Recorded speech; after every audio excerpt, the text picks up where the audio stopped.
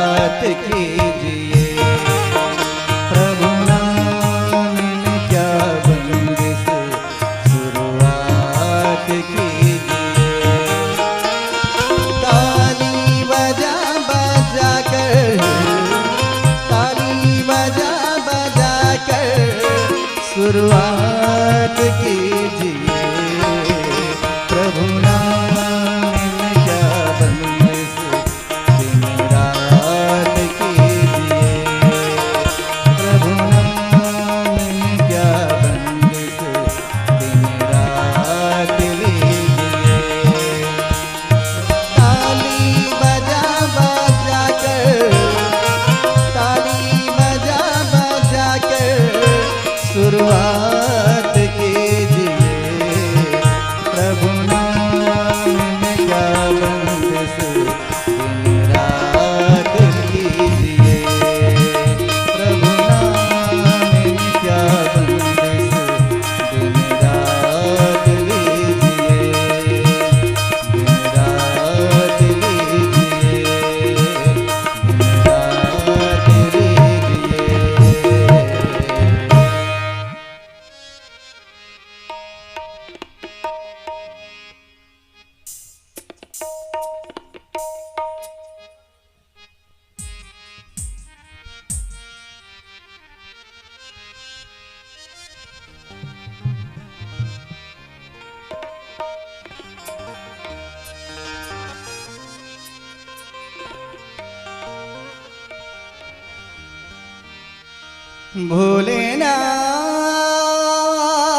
भोलेनाथ,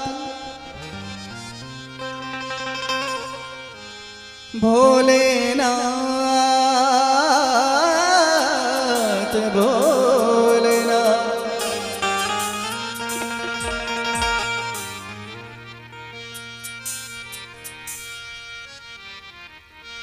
कैलाश के निवासी नमो बारे बार हो,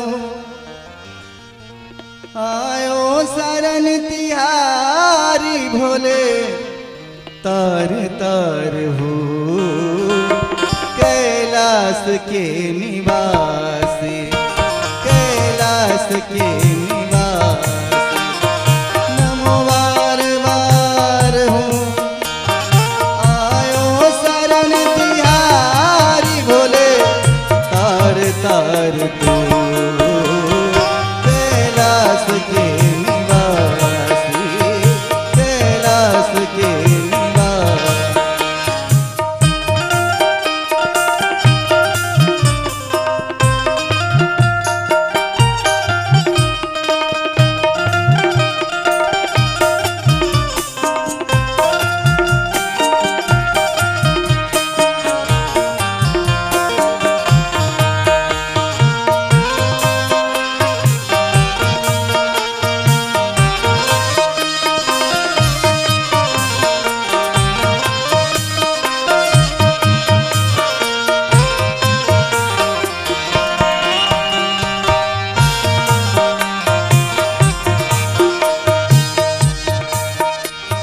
भक्तों को कभी शिव ने तूने निराश ना किया।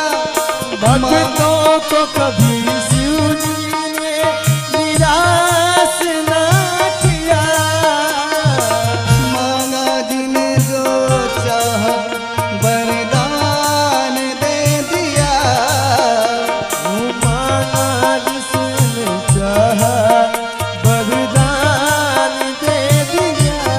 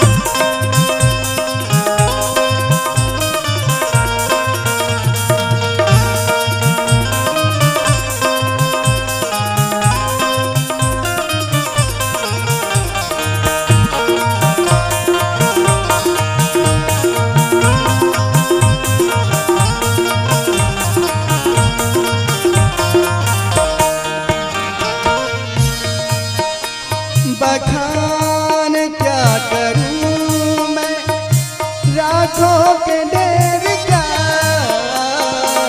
खान क्या करूं मैं तेरे लाखों को ढेर का। चपटी भभूत में है खजाना कुबेर का।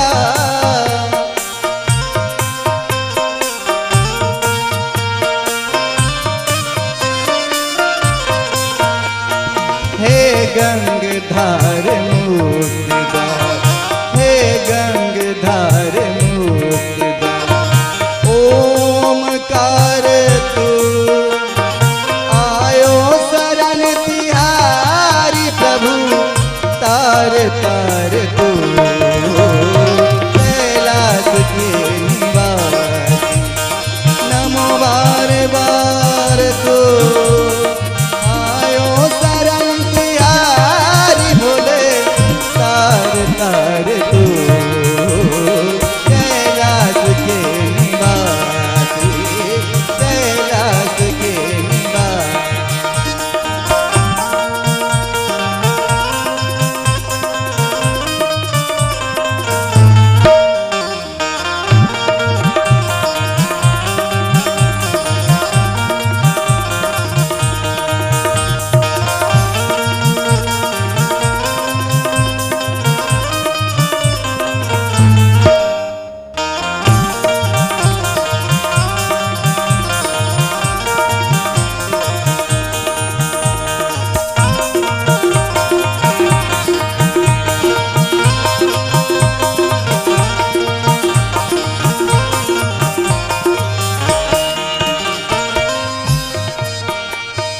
क्या क्या नहीं दिया है हम क्या प्रमाण दे। बस गए त्रिलोक शंभु तेरे दान से। जय प्रिया जीवन दिया, जय प्रिया जीवन दिया।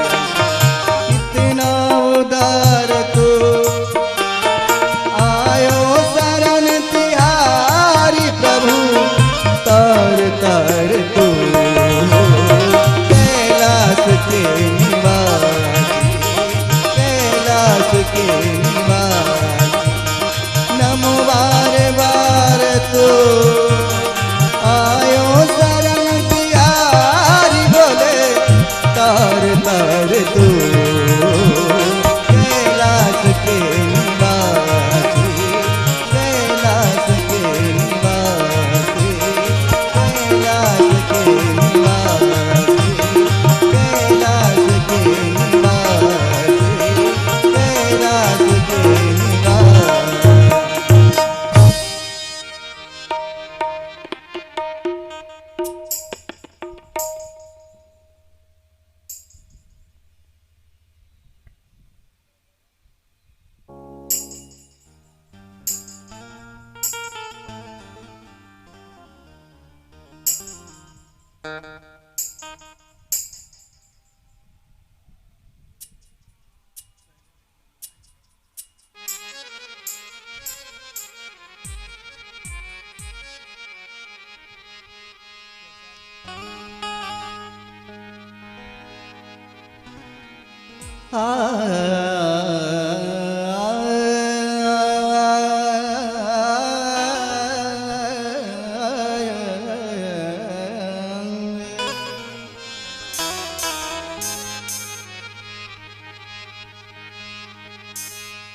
मोहन से दिल क्यों लगाया रे, मोहन से दिल क्यों लगाया है, यह मैं जानूं या ओ जाने। मोहन से दिल क्यों लगाया है, यह मैं जानूं या ओ जाने। मोहन से दिल क्यों लगाया है, मैं जानूं या ओ जाने। मोहन से दिल क्यों लगाया है, ये मैं जानूं या ओ जाने। छलिया से दिल क्यों लगाया है, छलिया से दिल क्यों लगाया है, मैं जानूं या ओ जाने।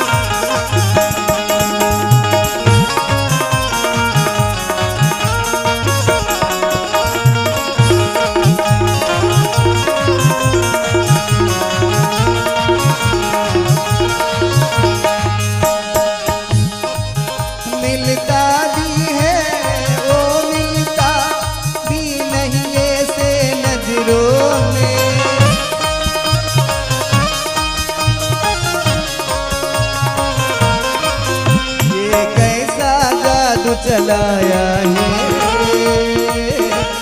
कैसा जादू चलाया है।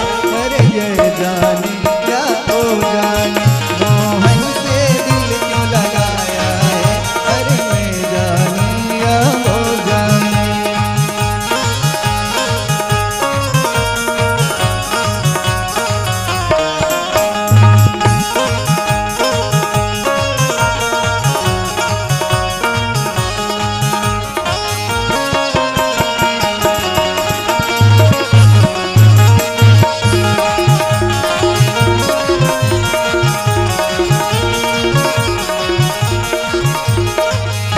मोहन से दिल क्यों लगाया है।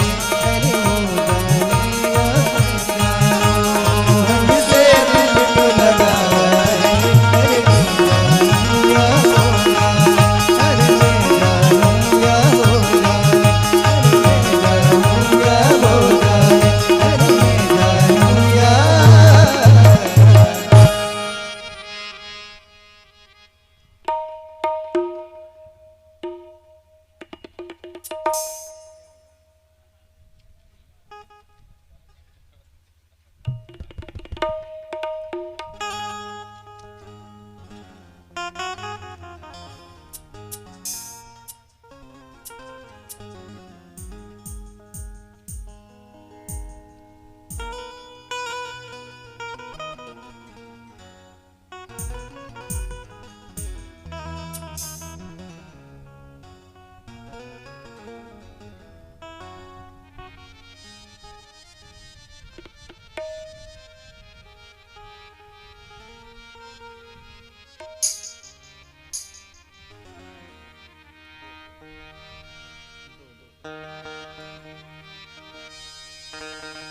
श्री राम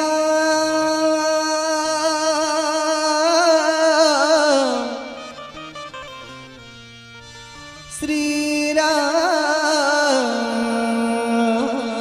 श्री राम श्री राम श्री राम।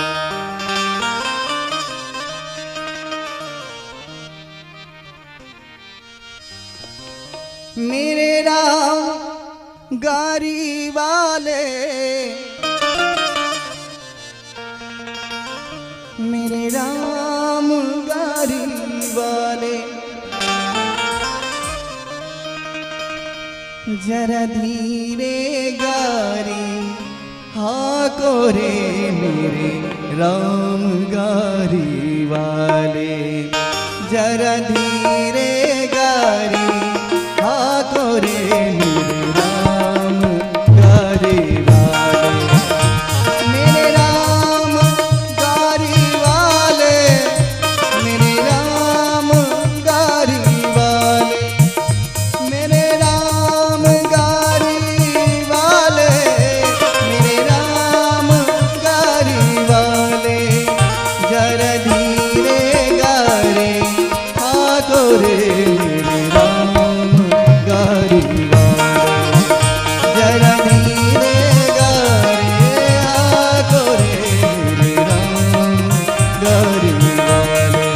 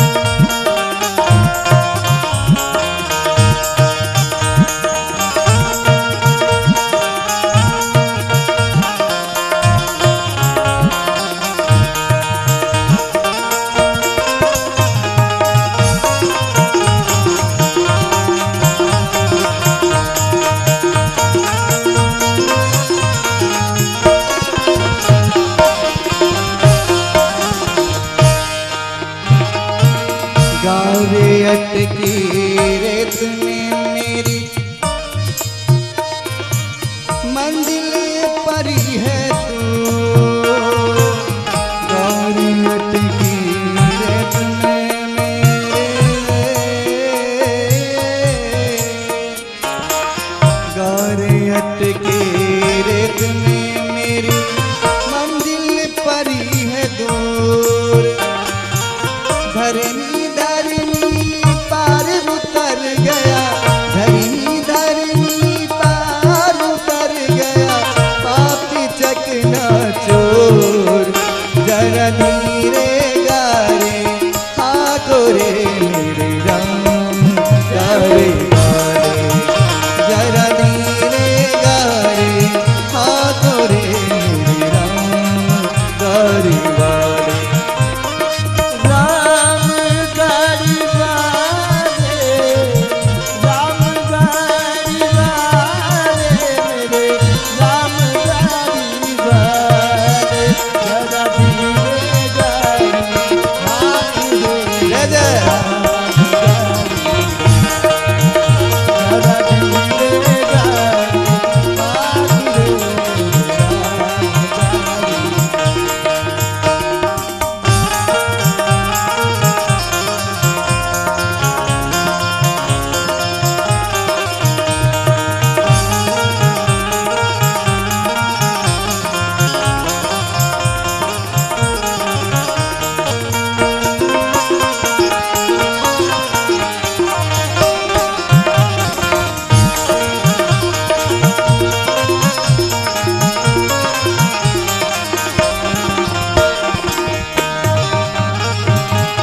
देश देश का बैंड बुलाया, लाया जरियर बूटी। देश देश का बैंड बुलाया, लाया जरियर बूटी। जड़ी बूटी तेरे काम न आए, जड़ी बूटी तेरे काम न आए, जब राम के घर छुटूटी। जरा धीरे गारे आको रे मेरे राम गारे गारे, जरा धीरे गारे आको रे मेरे राम गारे गारे। मेरे राम गारी वाले, मेरे राम गारी वाले, मेरे राम गारी वाले, मेरे राम गारी वाले। जरा धीरे गारे आको रे मेरे राम गारे गारे, जरा धीरे गारे आको रे मेरे राम गारे गारे।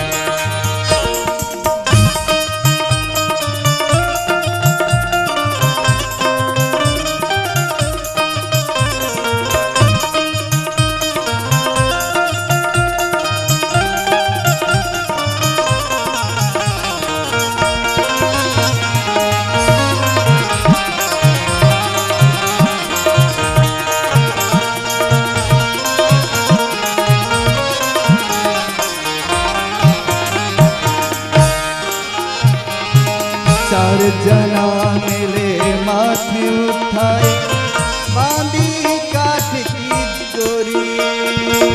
चार जना मिले माथे उठाए, बांधी काठ की डोरी। ले जाके मरी घट में रख दी, ले जाके मरी घट में रख दी, खुद दीनी जसतीनी। जरा धीरे गारे आको रे मेरे राम गारे गारे, जरा धीरे गारे आको रे मेरे राम गारे गारे। मेरे राम गारी वाले, मेरे राम गारी वाले, मेरे राम गारी वाले, मेरे राम गारी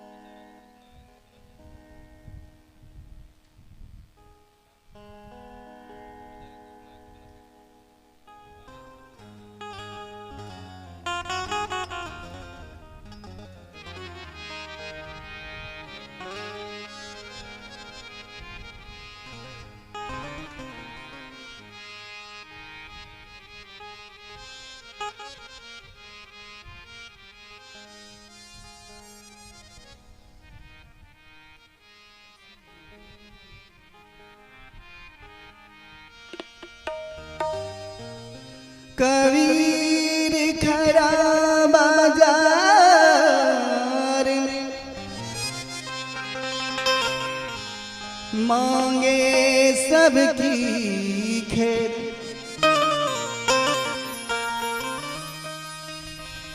ना किसी से दोस्ती ना किसी से बैर, सब दामारा मर गया, सब दा छोर राज, जिन जिन सबद बिचारिया मारे रसियों का, दो शब्दों का दासर जोगे, दो शब्दों का दासर जोगे, दो शब्दों का दासर जोगे, दो शब्दों का दासर जोगे। तेरा क्या विश्वास रे जोगी, तेरा क्या विश्वास रे जोगी, जोगी दो शब्दों का दासर जोगी, दो शब्दों का दासर जोगी। श्री राम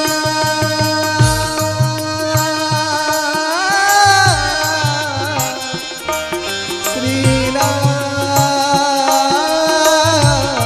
श्री राम, दो शब्दों का दासर जोगी, दो शब्दों का दासर जोगी।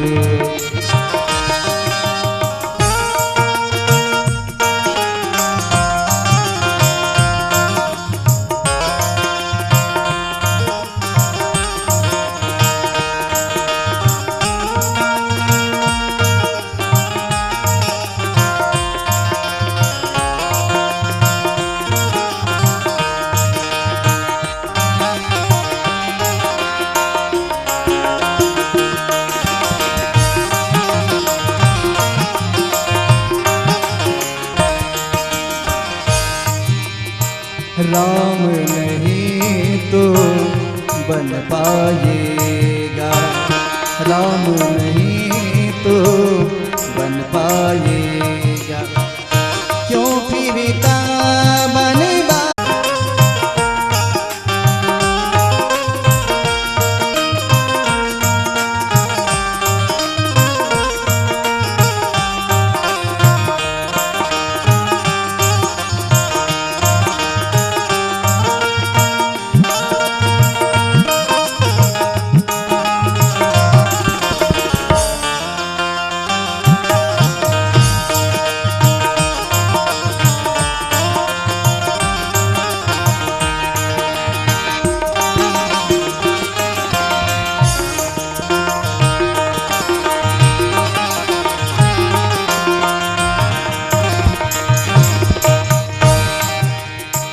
ये सांसों का बंदी जीवन,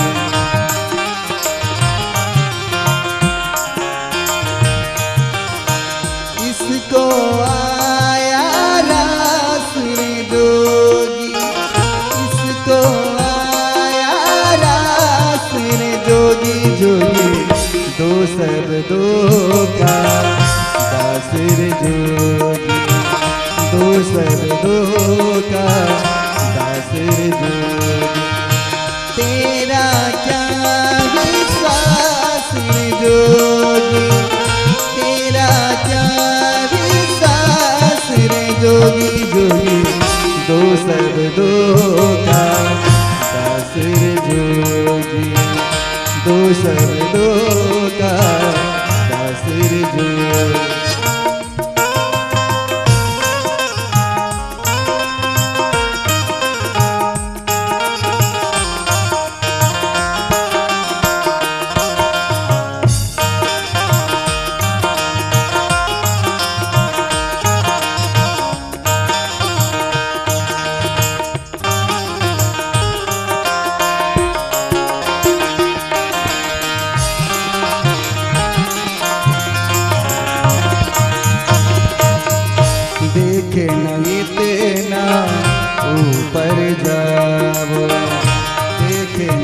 से ना ऊपर जाओ। महाराज श्री मंचासीन हो रहे हैं। समस्त ग्रामवासियों से कर प्रार्थना अपने कार से निवृत्त होकर कथा पंडाल में आए और श्री राम कथा का लाभ लें।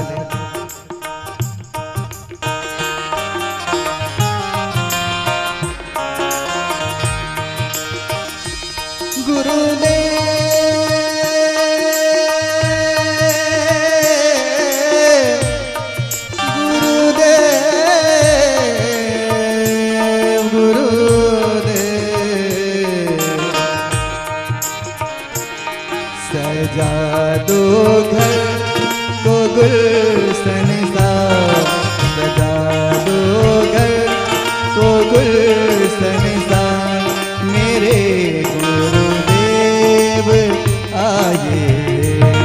सजा दो घर को गुलशन सा, मेरे गुरुदेव आए।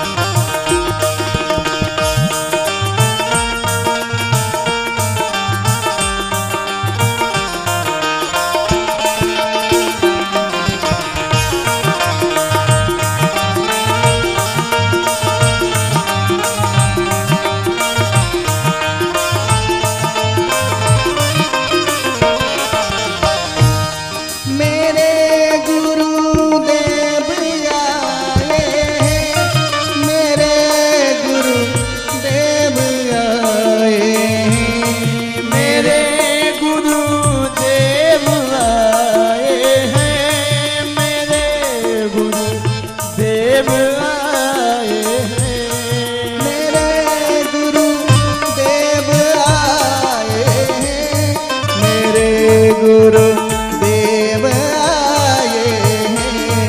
सजा दो घर को गुलशन सा, सजा दो घर को गुलशन सा, मेरे गुरुदेव आए हैं।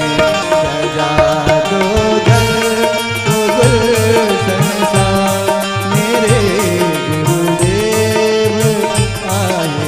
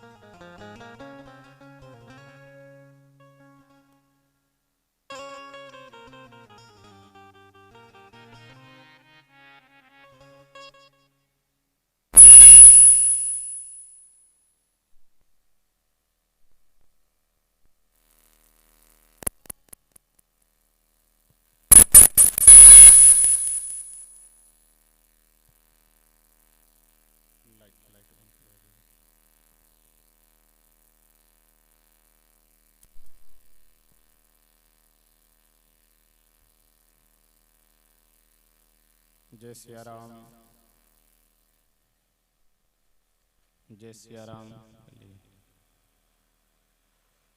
जय सिया राम, जय सिया राम, जय सीताराम, जय सिया राम, जय सीताराम,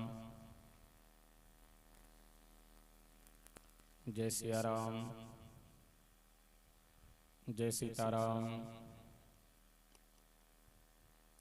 जय सिया राम,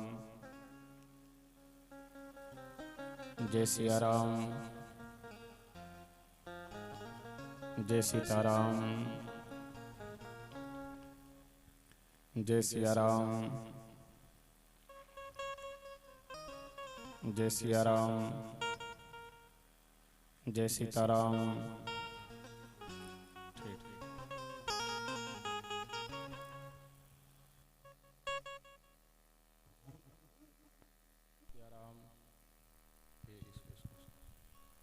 जय सिया राम, जय सीताराम,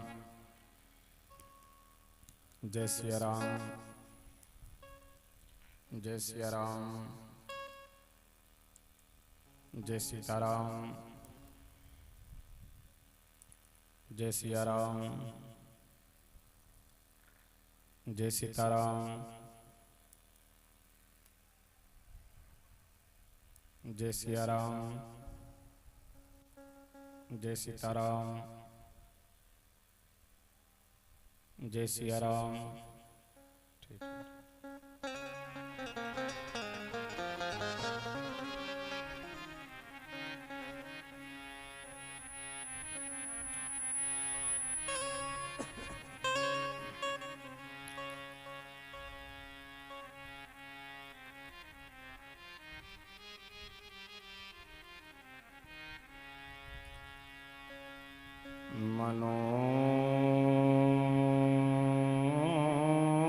मनोजवं मारुततुल्यवेगम्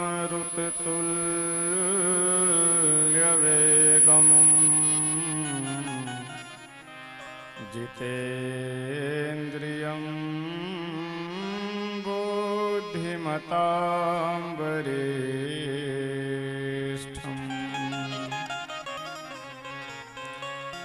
वातात्मजं वानरयोथं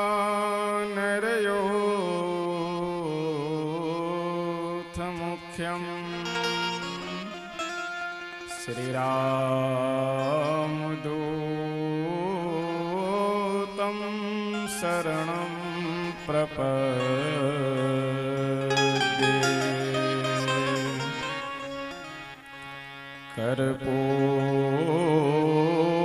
कर्पूरगौरं करुणावतारम्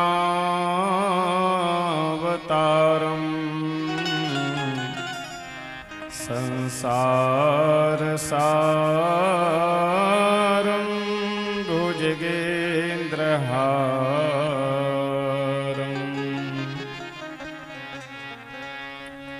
सदा वसन्तं हृदयारविन्दे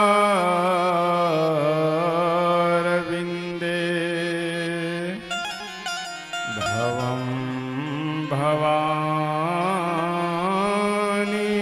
सहितं नमामि।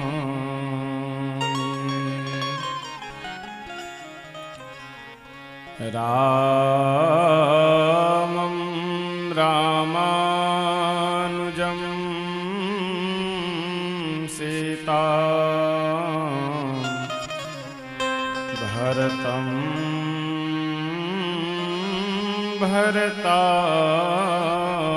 भरतानुजम् सुग्रीवं वायुसूनुं च प्रणमामि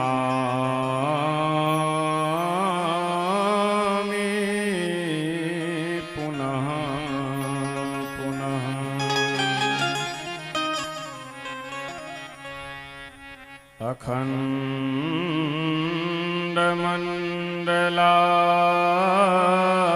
अखण्डमण्डलाकारं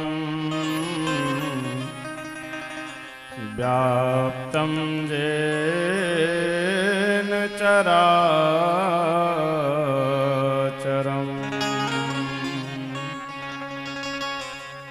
तत्पदं दर्शितं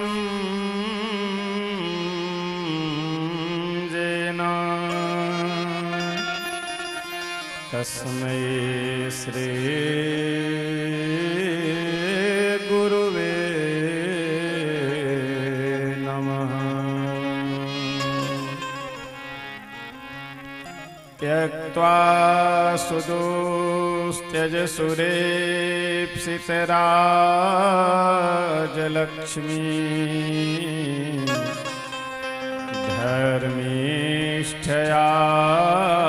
धर्मीष्ठयार्यवचसा यद्गादर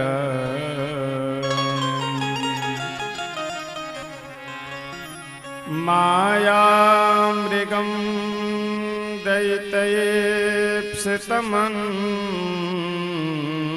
दैत्यैप्सितमन्वधावत् वन्दे महापुरुषते चरणारविन्दम्।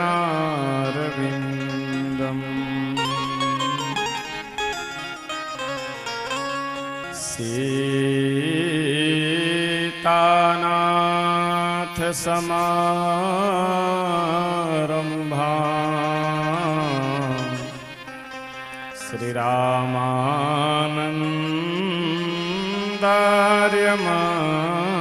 श्रीरामानन्दार्यमध्यमा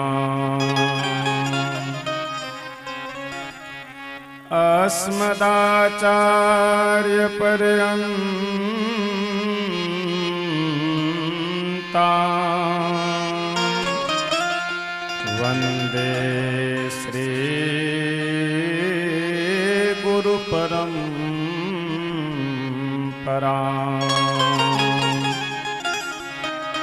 वन्दे श्री गुरुपरम्परा। आइए हम सभी दो बार भगवान नाम संकीर्तन करते हैं। सीताराम सीताराम सीताराम जय सीताराम सीताराम सीताराम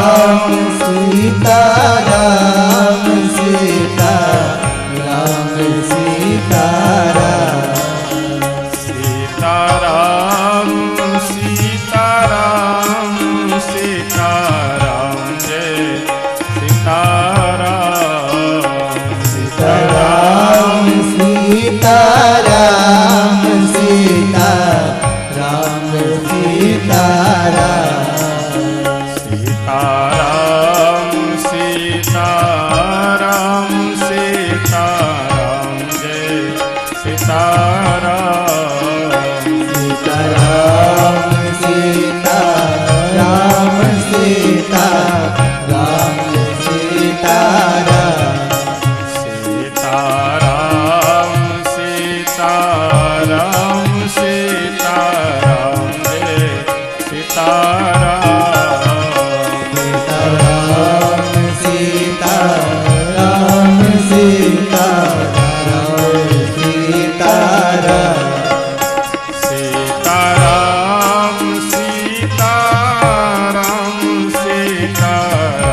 जय सीताराम सीताराम सीताराम सीताराम सीताराम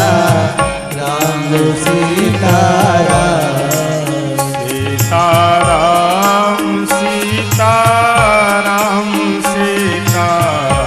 जय सीताराम सीताराम सीताराम सीताराम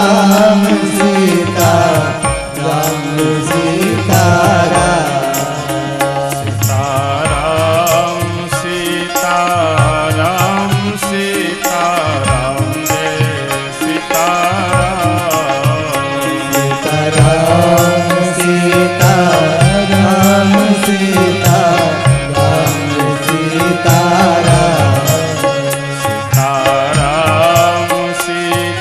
सीताराम सीताराम जय सीताराम सीताराम सीताराम सीताराम श्री सीताराम भगवान के श्री अयोध्या धाम के श्री सरयू मैया के श्री मिथिला धाम के श्री कमला विमला के श्री हनुमान जी महाराज के श्री शंकर भगवान के श्री सद्गुरुदेव भगवान की श्री विष्णु महायज्ञ की जय जय सीताराम।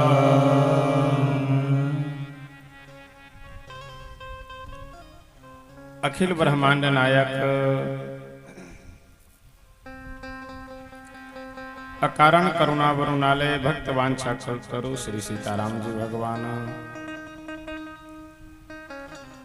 श्री राम कथा के परम रसिक श्री हनुमत लाल जी महाराज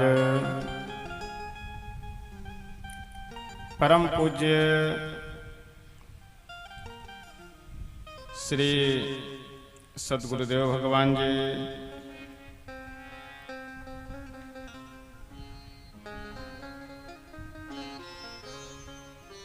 इस श्रीमद् भागवत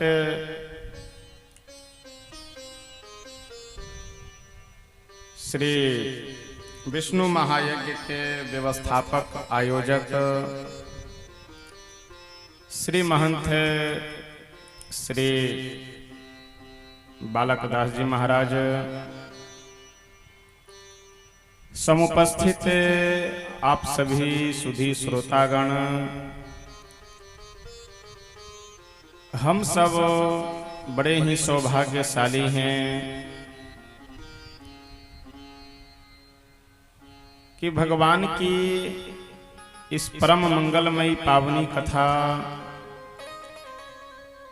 श्रवण करने के लिए यहाँ पर उपस्थित हुए हैं। नित्य की भांति आज भी इस श्री विष्णु महायज्ञ के सुंदर समायोजन में हम सब यहाँ उपस्थित होकर के भगवान श्री सीताराम जी की परम मंगलमय पावनी कथा श्रवण करेंगे।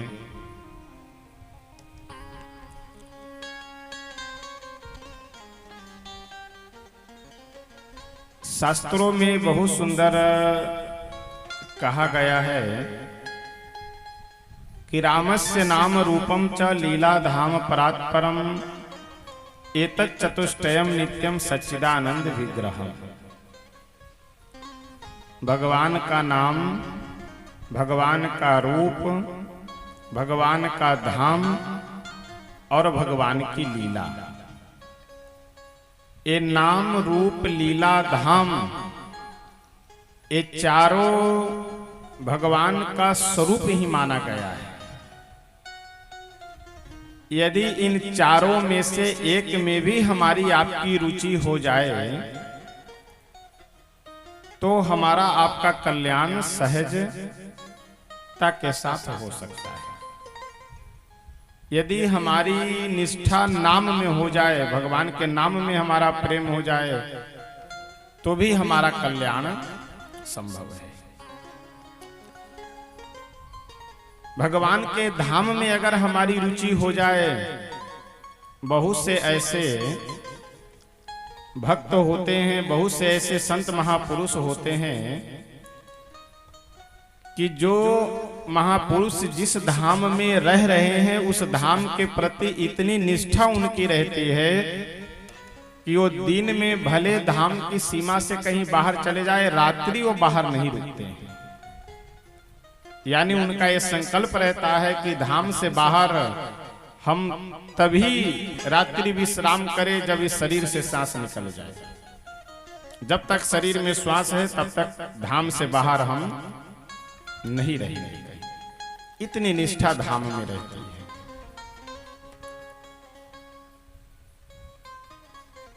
रूप बहुत से ऐसे महापुरुष हुए हैं कि भगवान के रूप के इतने अनुरागी और इतने निष्ठावान भक्त हुए हैं कि भगवान के स्वरूप यानी श्री विग्रह जो मंदिर में मूर्ति स्थापित की जाती है, उसी की सेवा करना, उन्हीं का दर्शन करना, यानी 24 घंटे उन्हीं में समर्पित हो करके रहते हैं। और भगवान की लीला, लीला का मतलब श्री राम कथा, श्रीमद् भागवत महापुराण आदि ग्रंथों में जो भगवान श्री कृष्ण की कथा गाई गई है, इन कथाओं को सुनना अथवा चरित्र के माध्यम से, लीला के माध्यम से, जैसे रास लीला, श्री राम लीला आदि के माध्यम से उसकी झांकी का अवलोकन करना। आप भगवान की कथा कहें चाहे सुने अथवा लीलाओं के माध्यम से दर्शन करें, इसमें भी अगर हमारी निष्ठा हो जाए, रुचि हो जाए, तो अवश्य हमारा कल्याण संभव है। लेकिन हम लोगों का यह परम सौभाग्य है कि यहाँ पे हम लोगों को चारों वस्तुओं की प्राप्ति है। भगवान का नाम यानी नाम संकीर्तन भी हो रहा है, भगवान का रूप यानी मंदिर में भगवान की प्राण प्रतिष्ठा होनी है, मूर्तियों के माध्यम से भगवान के स्वरूप को स्थापित भी किया गया है। लीला यानी सायंकाल की वेला में यहाँ हम सब बैठ करके भगवान की कथा सुन रहे हैं और लीलाओं के माध्यम से, श्री रास लीला, श्री राम लीला के माध्यम से देख भी रहे हैं। यही भगवान की लीला है। और धाम यानी जिस भूमि पे हम सब बैठे हैं, यह भूमि मिथिला धाम की भूमि है, मिथिलांचल है। तो जनकपुर भी, मिथिला भी धाम है, तीर्थ है। तो तीर्थ में बैठे हैं, भगवान का नाम संकीर्तन भी श्रवण कर रहे हैं, भगवान के रूप का दर्शन भी प्राप्त कर रहे हैं और कथा और लीला के माध्यम से भगवान की लीला का भी श्रवण और दर्शन लाभ प्राप्त कर रहे हैं। ये सब कई सौभाग्य हम लोगों को यहाँ पे उपलब्ध है। कल की कथा में हम सब श्रवण कर रहे थे कि शंकर भगवान श्री सती जी को अपने पति होने का और सती जी जो पत्नी थी, इस पति पत्नी के संबंध का परित्याग कर देते हैं। यही तन सती ही भेंट मोहि नाही, शिव संकल्प की न मन माही। कि इस शरीर में अब मेरा सती जी से कोई भी पत्नी वाला संबंध नहीं रहेगा, क्योंकि श्रेष्ठ पद को ही स्वीकार करना चाहिए।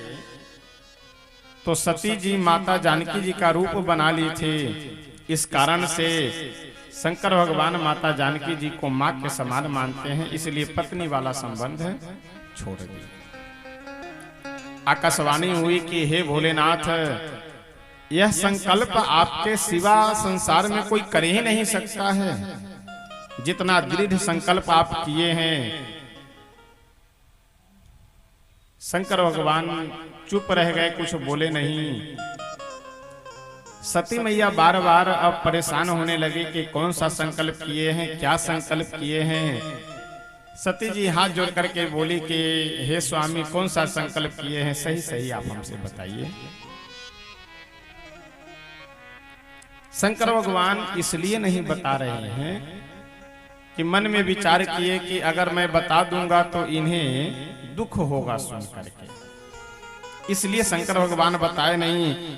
बार बार सती जी पूछ रही है, लेकिन फिर भी शंकर भगवान बताए नहीं। कैलाश पर्वत पे पहुंचे और जा करके अखंड समाधि लगा करके वहां बैठ जाते हैं। तुलसी बाबा बहुत सुंदर वर्णन करते हुए कहते हैं। अरुण जी सबको पीछे बैठाइए, यहाँ कप लगाइए। बरनत पंथ विविध इतिहासा, बरनत पंथ विविध इतिहासा, बरनत पंथ विविध इतिहासा, बरनत पंथ विविध इतिहासा, विश्वनाथ पहुँचे कैलासा, विश्वनाथ पहुँचे कैलासा, विश्वनाथ पहुँचे कैलासा। बरनत पंथ विविध इतिहासा, विश्वनाथ पहुंचे कैलासा।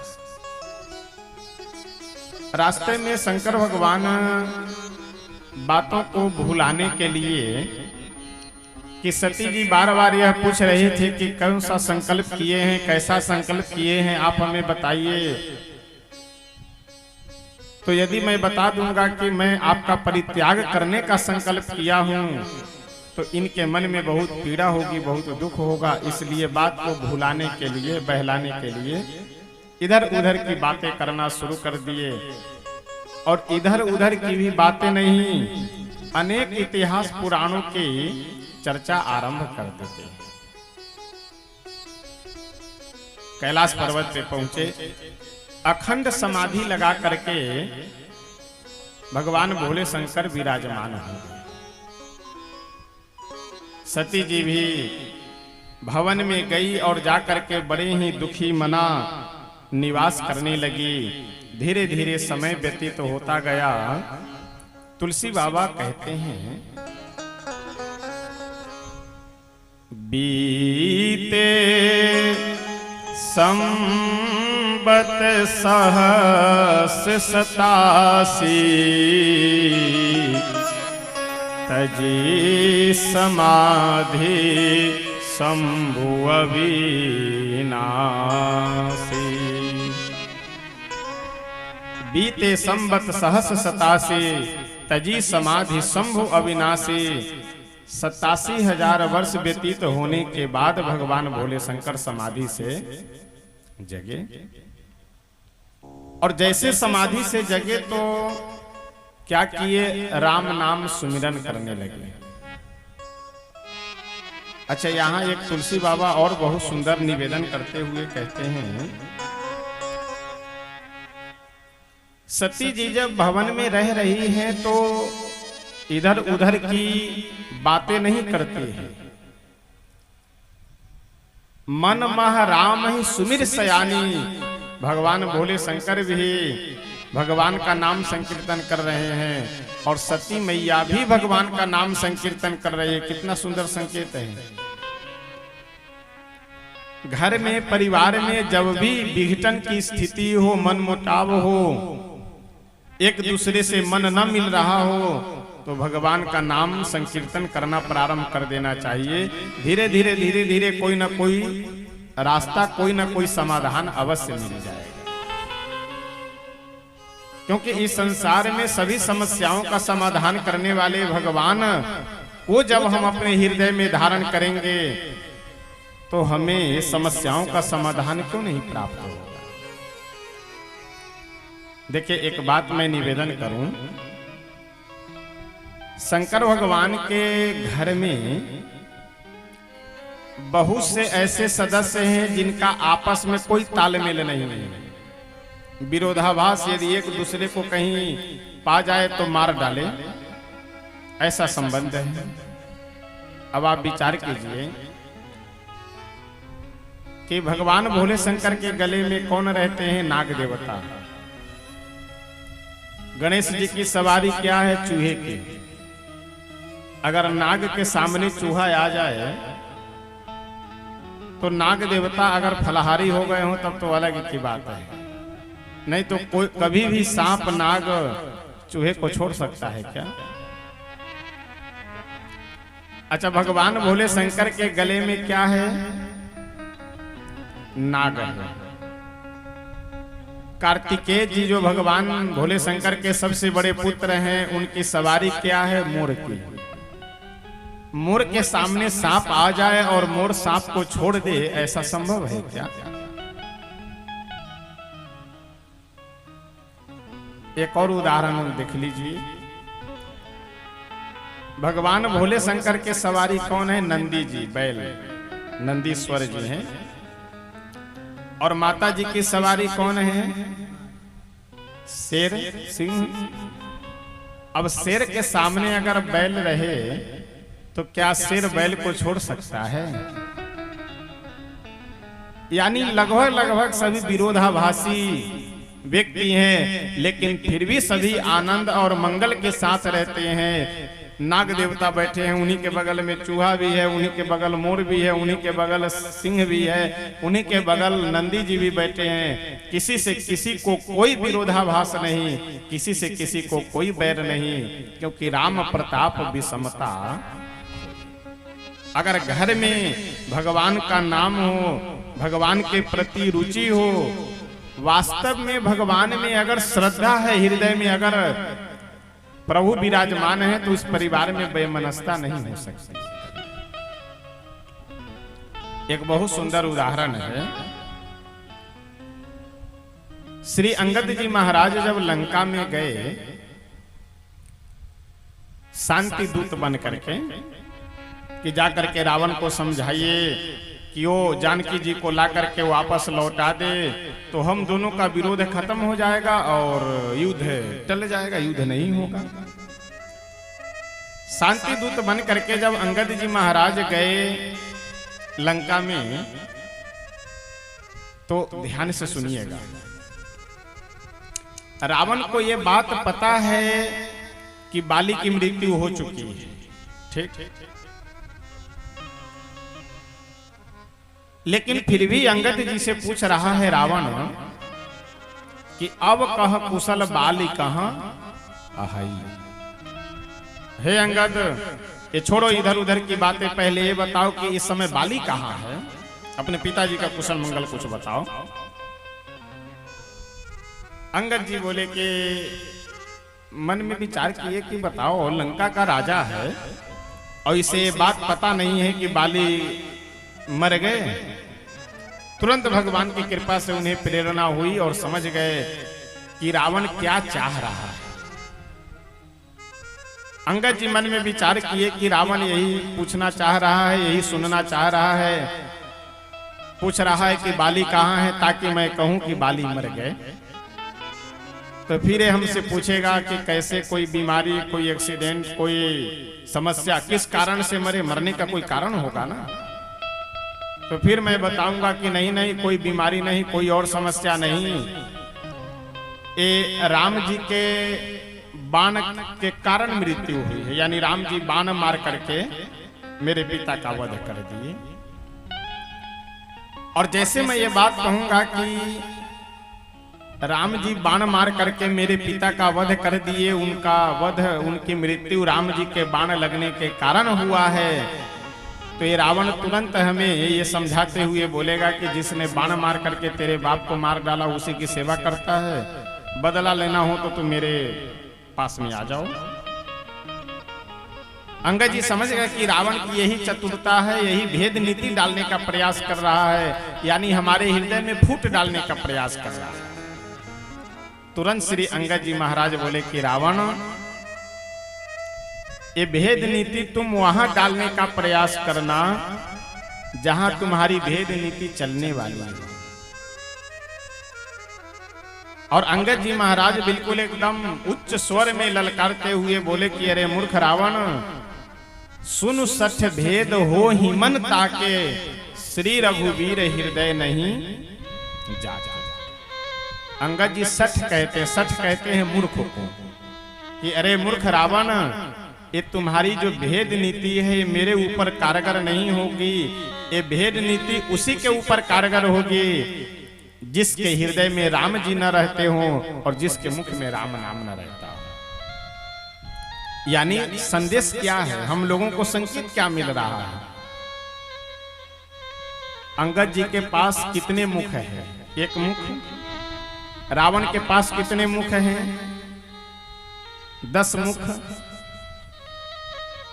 किसी भी विषय को, किसी भी बात को अंगद जी यदि सोचेंगे तो एक बुद्धि से सोचेंगे, और रावण एक ही बात को 10 खोपड़ी से सोच सकता है, 10 बुद्धि से एक बात को सोच सकता है।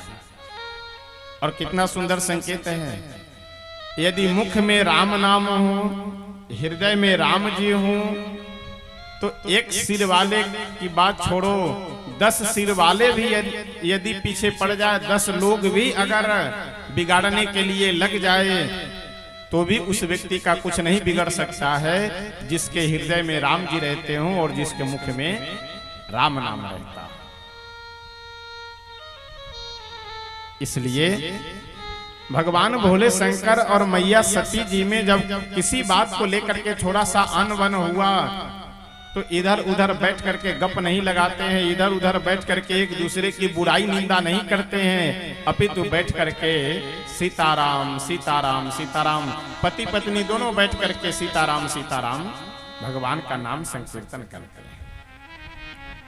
हम लोगों को भी यही चाहिए। जब कभी भी परिवार में अगर उथल पुथल की स्थिति हो, मन मुटाव, वैमनस्यता आदि बढ़ने लगे, तुरंत भगवान के नाम का सहारा लेना चाहिए। लेकिन हम लोग सहारा किसका लेते हैं? दूसरे लोगों का। तुम समझाओ, यहाँ बैठकर बुराई किए, वहां बैठकर बुराई किए, ये बोले वो बोले। इसी में कुछ संबंध में अगर मिठास होने वाला हो तो और खटास हो जाए, संबंध अगर कुछ सही भी होने वाला हो तो और वो बिगड़ जाए। इसलिए कभी भी अगर परिवार में, संबंधों में अगर किसी भी बात को लेकर के द्वेषता बढ़े, तो तुरंत भगवान के नाम का आश्रय लेना चाहिए। क्योंकि भगवान के दरबार के जैसा इस संसार में कोई दरबार है ही नहीं। संसार में जिसको कोई भी नहीं पूछता है, उसे हमारे प्रभु पूछते हैं। संसार में जब सब लोग ठुकरा देते हैं, उसे भगवान अपने शरण में ग्रहण करते हैं। इसलिए हम लोगों को इधर उधर न भटक करके भगवान के शरण को ही ग्रहण करना चाहिए। आइए एक भजन, 1-2 पंक्ति बोल करके तब आगे बढ़ेंगे। दरबार हजारों देखे हैं, दरबार हजारों देखे हैं, पर ऐसा कोई दरबार नहीं। दरबार हजारों देखे हैं, पर ऐसा कोई दरबार नहीं। सभी भक्त प्रेम से गाइए। इस संसार में जितने भी लोग हैं, उनका किन्हीं का भी ऐसा दरबार नहीं है।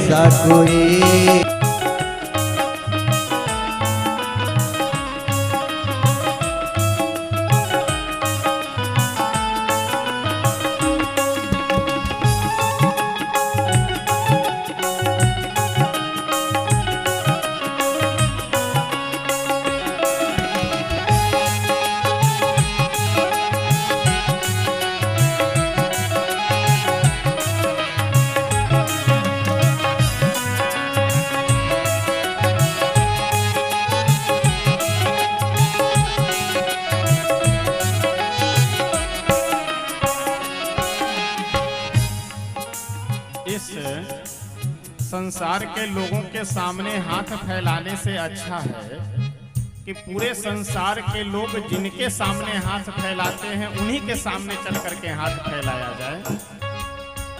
इस भजन की एक बहुत सुंदर पंक्ति है अंतिम, और इसी पंक्ति को गा करके फिर विराम देंगे भजन को। संत बहुत सुंदर कहते हैं कि संसार के लोगों के सामने जब कभी भी आप कुछ मांगेंगे, अगर उनका स्वार्थ है तब तो देंगे, और स्वार्थ नहीं है तो तुरंत मना कर देंगे। मांगना हो तो उनके सामने मांगा जाए कि जो कभी हमें इनकार नहीं करेंगे। दुनिया से भला हम क्या मांगे, दुनिया से भला हम क्या मांगे, भला हम क्या मांगे, दुनिया से भला हम क्या मांगे। दुनिया तो खुद ही भिखारी है, दुनिया तो खुद ही भिखारी है।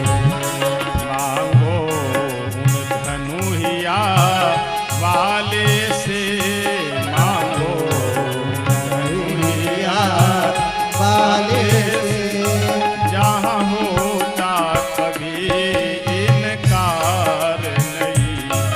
मांगो दुनिया धारी से, जहाँ होता कभी इनकार नहीं।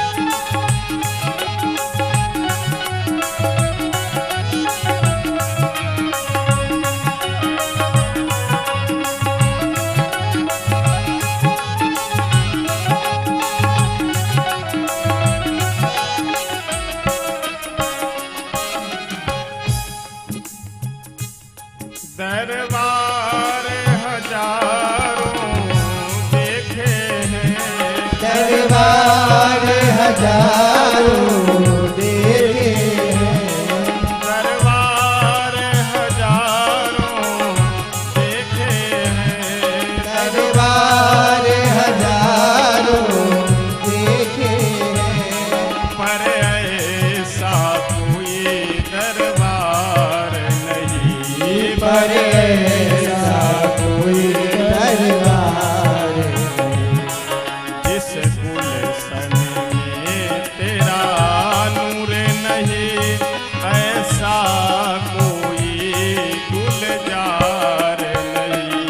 जिस गुलशन में तेरा नूर नहीं, ऐसा कोई गुलजार नहीं। दरबार हजारों देखे हैं, पर ऐसा कोई दरबार नहीं। दरबार हजारों देखे हैं, पर ऐसा कोई दरबार नहीं। दरबार हजारों देखे हैं, पर ऐसा कोई दरबार नहीं। दरबार हजारों देखे हैं, पर ऐसा कोई दरबार नहीं। श्री सीताराम भगवान की जय। दरबार हजारों देखे हैं, पर ऐसा कोई दरबार नहीं। इस संसार के लोग आपसे तभी तक संबंध रखेंगे जब तक उसका आपसे कुछ स्वार्थ है। जिस दिन स्वार्थ खत्म, सारे संबंध खत्म। लेकिन निस्वार्थ भाव से संबंध रखने वाले अगर कोई हैं तो हमारे प्रभु हैं, हमारे आराध्य हैं, हमारे श्री सीताराम जी। तो अगर संबंध रखना ही है तो हम लोग उनसे संबंध रखें कि जो निस्वार्थ भाव से सब दिन माने, और निस्वार्थ भाव से तो सब दिन मानने वाले हमारे श्री सीताराम जी। लेकिन हम लोगों की विडंबना तो यह है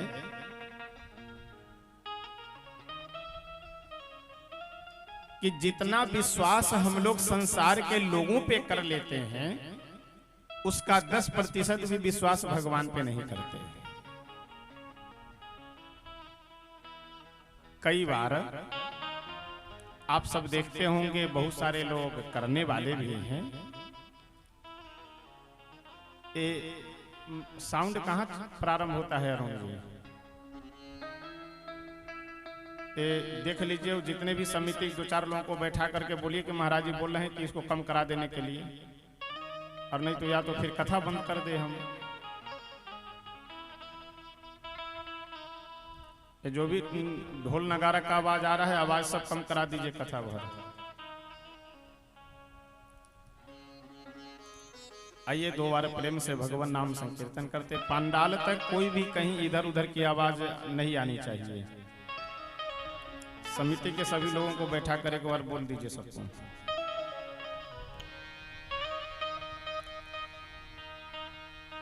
श्री राम जय जय राम, श्री राम जय जय राम, श्री राम जय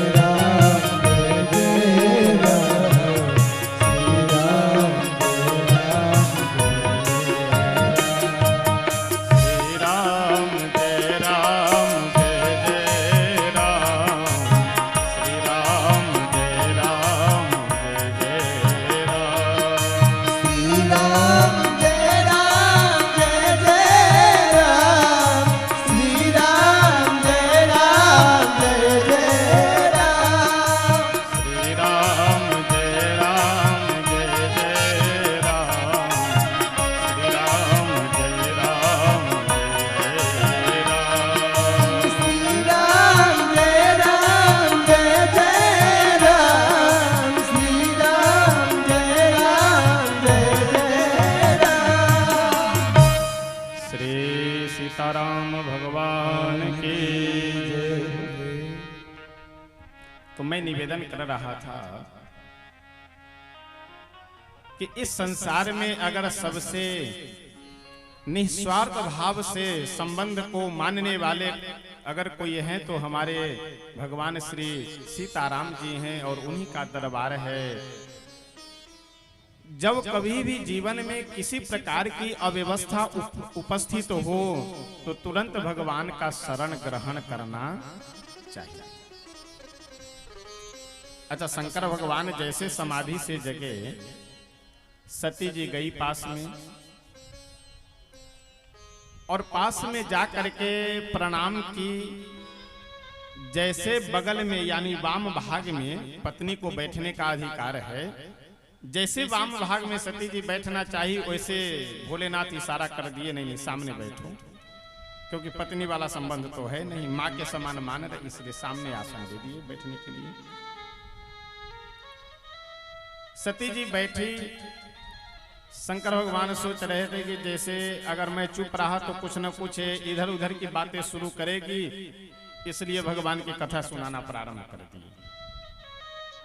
लेकिन जैसे कथा सुनाना प्रारंभ किए, अच्छा आप जानते हैं कि अगर कथा में मन न लग रहा हो तो उसका एक ही प्रमाण है कि ऊपर नीचे दाहिने बाएं आगे पीछे व्यक्ति देखता रहता है, ये कौन है, वो कौन है, ये कहां से आए हैं, ये कब आए हैं, ये कैसे आ गए, यही सब मन में बातें चला करती हैं।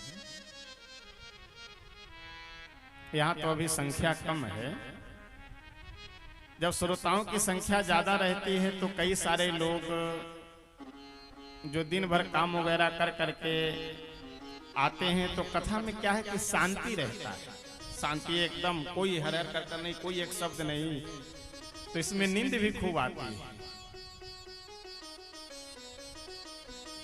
और जो आदमी कौन सो रहा है कौन जग रहा है, अच्छा सोते हुए श्रोताओं का बस एक पहचान है, जैसे जयकार लगाया जाएगा वैसे जो आदमी सो रहा होगा वो पहले जयकार बोल देता है, उसे लगता है कि शायद हम कहीं पीछे तो नहीं, अब पीछे हो गए इसके चक्कर में वो आगे बोल देता है। जयकार के समय अगर सबसे आगे जो जय बोल दिया तो समझ लीजिए कि कहीं ना कहीं वो नींद में। सती जी बैठ करके कथा सुन रही है, लेकिन कथा में मन लगा नहीं, आकाश में देख रही है ऊपर। अब जैसे ऊपर देखिए सभी देवता अपने अपने विमान में बैठ करके चले जा रहे हैं, विमान मतलब हेलीकॉप्टर, हवाई जहाज, ये सब जा कहां रहे हैं। सती जी जैसे सभी देवताओं को देखी जाते हुए सती जी तुरंत हाथ जोड़ करके भोलेनाथ से पूछे कि हे स्वामी ये सभी देवता कहाँ जा रहे हैं। शंकर भगवान भी मन ही मन विचार किए कि धन्य है ये, अरे जिनकी मैं कथा सुना रहा हूँ वो कथा सुनो पहले, ये कहाँ जा रहे हैं वो कहाँ जा रहे हैं, क्या मतलब है इससे। लेकिन सती जी नहीं, कहाँ जा रहे हैं सब। शंकर भगवान बोले कि देवी ये सभी देवता आपके पिता महाराज दक्ष के यहाँ जा रहे हैं, किस लिए, तो आपके पिता दक्ष यज्ञ कर रहे हैं, बृहद सोम नामक यज्ञ, उसी यज्ञ में ये सभी भाग लेने के लिए सम्मिलित होने के लिए जा रहे हैं। सती जी बोली तो स्वामी इससे आनंद की बात और क्या हो सकती है, आपके ससुराल में यज्ञ हो रहा है और आप नहीं जा रहे हैं, चलिए बस जल्दी जल्दी सामान वगैरह पैक कर करके चले। शंकर भगवान बोले हम नहीं जाएंगे। क्यों? शंकर भगवान बोले कि हमें निमंत्रण नहीं मिला है इसलिए हम नहीं जाएंगे। सती जी बोली अच्छा देखिए यहाँ एक बड़ा सुंदर संकेत है, रेलगाड़ी की ये मजबूरी है कि अपने उस लोहे के पटरी पे ही चले।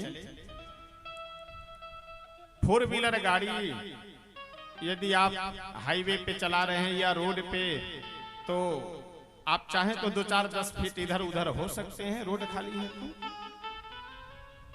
यद्यपि हवाई जहाज का मार्ग निर्धारित है कि इसी मार्ग से जाना है, लेकिन फिर भी यदि हवाई जहाज 2-4-10 किलोमीटर भी इधर उधर हो जाए तो कुछ फर्क नहीं पड़ना है।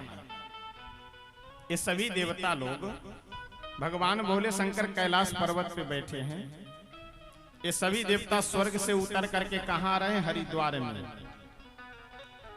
अब हरिद्वार में यदि आ रहे हैं तो ये रास्ता बदल कर दूसरे किसी रास्ते से आ जाते हैं, लेकिन नहीं, जहां भगवान भोले शंकर कैलाश पर्वत पे बैठे हैं ठीक उनके ऊपर से सभी देवता आ रहे हैं अपने अपने हवाई जहाज में बैठ करके।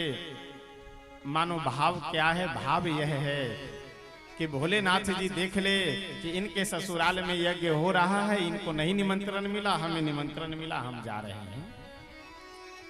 ये लोगों की तुच्छ मानसिकता होती है। अगर कभी 2 रिश्तेदारों में अनबन हो जाए, मनमुटाव हो जाए, निमंत्रण आना जाना बंद हो जाए तो मान लीजिए संजोगवश अगर किसी पड़ोसी के यहाँ निमंत्रण आया तो पड़ोसी उस रिश्तेदार से एक बार अवश्य पूछने आएगा, भाई साहब आप चल नहीं रहे? कहाँ? अरे आपके रिश्तेदारी में कार्यक्रम हो रहा है और आप कह रहे हैं कहाँ? ताकि वो अपने मुख से कह दे कि हमें निमंत्रण नहीं मिला है। और वह रिश्तेदार अगर ये बोल दे कि हमें निमंत्रण नहीं मिला है तो वहां तो एकदम उदास होकर कह रहे क्या बतावे, अब हमारा तो मूड खराब हो गया, आप कहें तो हम भी ना जाएं। अब कौन आदमी ऐसा होगा जो बोलेगा कि नहीं नहीं आप भी नहीं, नहीं नहीं अरे हमें नहीं निमंत्रण मिला, आपको मिला, आप जाइए। अच्छा, वहां तो मुंह लटका करके बड़े उदास चेहरा बना करके खेद व्यक्त कर रहे थे, लेकिन जैसे वो लोग बाहर निकलेंगे तुरंत किलकारी लगाते हुए हंसे और ठठाके लगा करके हंस कर बोलेंगे कि देखो बड़े रिश्तेदार बनते थे, इनको निमंत्रण नहीं मिला, हमें मिला, हम जा रहे हैं। ये लोगों की मानसिकता होती है। लेकिन एक बात का ध्यान हम लोगों को ये रखना चाहिए कि देखिए हंसना हमारे आपके स्वास्थ्य के लिए लाभदायक है। हंसना चाहिए, प्रसन्न रहना चाहिए, खुश रहना चाहिए। हंसना हमारे आपके लिए अच्छा है, लेकिन उपहास करना कभी भी अच्छा नहीं होता है। एक बहुत सुंदर पंक्ति है कि किसी भिखारी के हाथ में कटोरी देख करके कभी उपहास नहीं करना चाहिए, क्योंकि परमात्मा को, ईश्वर को वो कटोरी बदलने में देरी नहीं लगता है। आज उसके हाथ में है, कल आपके हाथ में थमा देंगे, लेकर के घूमते रहो। इसलिए कभी भी अपने मन में एक भाव अवश्य रखना चाहिए, आपको बढ़िया पद मिला है, धन मिला, सुख है, शांति है, सब भगवान की कृपा है। इसका अगर घमंड किए, अभिमान किए, तो जिस प्रकार से वो दिए हैं उसी प्रकार से उनको लेने में भी विलंब नहीं होता है। सती मैया बोले कि स्वामी ऐसा है कि संसार में बहुत सारे ऐसे जगह हैं जहां बिना बुलाए भी जाना चाहिए। कहां कहां बिना बुलाए जाना चाहिए? सती मैया गिनती करा रही है। तुलसी बाबा बहुत सुंदर लिखते हुए कहते हैं, यद्यपि मित्र प्रभु पितु गुर गेहा, यद्यपि मित्र प्रभु पितु गुर गेहा, यद्यपि मित्र प्रभु पितु गुरु गेहा, यद्यपि मित्र प्रभु पितु गुर गेहा, जाई बेनु को लेहु न संदेहा, जाई बेनु को लेहु संदेहा, तदपि विरोध मान जह कोई, तदपि विरोध मान जह कोई, कहाँ गए कल्याण न होई, कहाँ गए कल्याण न होई, यद्यपि मित्र प्रभु पितु गुर गेहा, यद्यपि मित्र प्रभु पितु गुर गेहा। सती मैया बोले कि स्वामी अपने पिता के यहाँ, अपने मित्र के यहाँ, गुरु के आश्रम पे और भगवान के मंदिर में इन चार जगहों पे बिना बुलाए भी जाना चाहिए। शंकर भगवान मुस्कुराते हुए बोले कि देवी सती, तुम बात बिल्कुल ठीक कह रही हो, लेकिन तुम अधूरी बात कह रही हो। इन जगहों पे बिना बुलाए जाना चाहिए, एक केवल अधूरा वाक्य है। पूरा वाक्य ये है कि इन जगहों पे बिना बुलाए जाना चाहिए, लेकिन कब? अगर वहां कोई शत्रु न बैठा हुआ हो तब। अगर एक भी कोई विरोधी व्यक्ति हो इन जगहों पे, तो बिना बुलाए नहीं जाना चाहिए। अच्छा, विचारणीय बात यहाँ यह है कि मंदिर में, गुरु के आश्रम पे मित्र के यहाँ, अपने पिता के यहाँ, इन जगहों पे हमारा कोई अधिकार नहीं है। इन जगहों पे केवल हम श्रद्धा से जाते हैं, प्रेम से जाते हैं, श्रद्धा और प्रेम के कारण जाते हैं। और किस लिए? शांति के लिए, आनंद के लिए। अगर मंदिर में एक ही कोई विरोधी व्यक्ति बैठा हुआ है, एक शब्द व्यंग बोल देगा, मन अशांत हो गया। गुरु के आश्रम में अगर कोई विरोधी व्यक्ति है, एक अपशब्द बोल दिया, व्यंग बोल दिया, कुछ उपहास कर दिया, मन अशांत हो गया। फिर क्या मतलब जाने का? सती जी बोली कि स्वामी, हमारे पिता तो रिश्ते में आपके ससुर लगेंगे, और हमें तो जानकारी कोई ऐसी बात नहीं है कि जिसके कारण आपसे वो नाराज हो। निमंत्रण न आने का कारण क्या है? शंकर भगवान बोले कि देवी, एक बार की बात है। पूर्व समय में एक बार की बात है, ये दक्ष किनके पुत्र हैं? ब्रह्मा जी के पुत्र हैं। ब्रह्मा जी दक्ष को सर्वगुण संपन्न देख करके, योग्य देख करके प्रजापति के पद पे विराजमान कर देते हैं। ध्यान दीजिएगा, मनुष्यों के मालिक कौन बताए गए हैं? देवता। देवताओं के मालिक कौन है? इंद्र। और इंद्र से भी ऊंचा पद, यानी इंद्र के भी मालिक कौन है? प्रजापति जो होते हैं। और प्रजापति के बाद फिर ब्रह्मा जी। यानी देवताओं में भी, ऋषियों में भी सबसे ऊंचा श्रेष्ठ पद पा करके दक्ष के मन में अभिमान भर गया। तो स्वाभाविक बात है, आजकल आदमी अगर वार्ड सदस्य बन गया तो सीना तान करके चलता है। अगर छोटा सा पद पाने के बाद व्यक्ति के मन में इतना अभिमान भर जाता है, तो दक्ष तो इतना बड़ा पद पा गए, क्यों नहीं अभिमान होगा? अच्छा, आप सब जानते हैं कि अपने क्षेत्र का अगर कोई व्यक्ति मंत्री आदि बन जाए, तो क्षेत्र के जो भी उनको मानने वाले विशिष्ट लोग होते हैं, वे सभी सम्मान समारोह का आयोजन करते हैं। क्या? सम्मान समारोह। तो दक्ष प्रजापति के पद पे बैठे हैं, इसलिए इनके भी सम्मान में एक समारोह का आयोजन किया गया। सभी देवता भी बैठे हैं, सभी ऋषि मुनि, भगवान भोले शंकर भी, ब्रह्मा जी, सब लोग विराजमान हैं। अब मुख्य अतिथि दक्ष होने के कारण जब अंत में सभी देवता लोग अपने अपने आसन पे विराजमान हो गए, तब दक्ष अपने पूरे लाव लश्कर के साथ सभा में प्रवेश किए। जब सभा में दक्ष प्रवेश किए तो सभी देवता, अच्छा, जब मुख्य अतिथि आते हैं तो सभा के सभी सदस्य उठ करके खड़े हो जाते हैं, ये नियम है। और सभी देवता, ऋषि मुनि जितने भी थे उस सभा में बैठे हुए, सब उठ करके खड़े हो गए, केवल शंकर भगवान बैठे रह गए। अच्छा, शंकर भगवान भी जानबूझ करके नहीं बैठे हुए थे, नेत्र बंद कर करके सीताराम सीताराम सीताराम जप कर रहे थे। अब उन्हें पता ही नहीं चला कि कौन आए, दक्ष कब प्रवेश किए सभा में। दक्ष जब अपने सिंहासन के पास पहुंचा तो आप जानते हैं मनुष्यों की एक बड़ी कमी होती है। कमी यह है कि कितने लोग माला हमें पहना रहे हैं, इस पे हमारा ध्यान नहीं जाता है। कितने लोग माला नहीं पहना रहे हैं, इस पे हम लोगों का ध्यान पहले जाता है। अब उस सभा में सभी सभासद उठ करके खड़े हो गए, इस पे दक्ष का ध्यान नहीं गया। बस भोलेनाथ उठ करके खड़े नहीं हुए, इस पे दक्ष का ध्यान चला गया। और सिंहासन पे बैठने से पहले लगा अनाप शनाप बकने। बताओ, थोड़ा सा भी इनको शिष्टाचार नहीं है। अरे, इस सभा के मुख्य अतिथि हैं, जब सब लोग हमारे सम्मान में उठ करके खड़े हो गए, इन्हें भी उठकर खड़ा होना चाहिए। अच्छा छोड़ो, सम्मान आएगा भी कहां से? सम्मान करना जानेंगे भी कैसे? अगर सभ्य लोगों के साथ में रहे तो सभ्यता जाने, सम्मानित लोगों के साथ में रहे तो सम्मान करना जाने।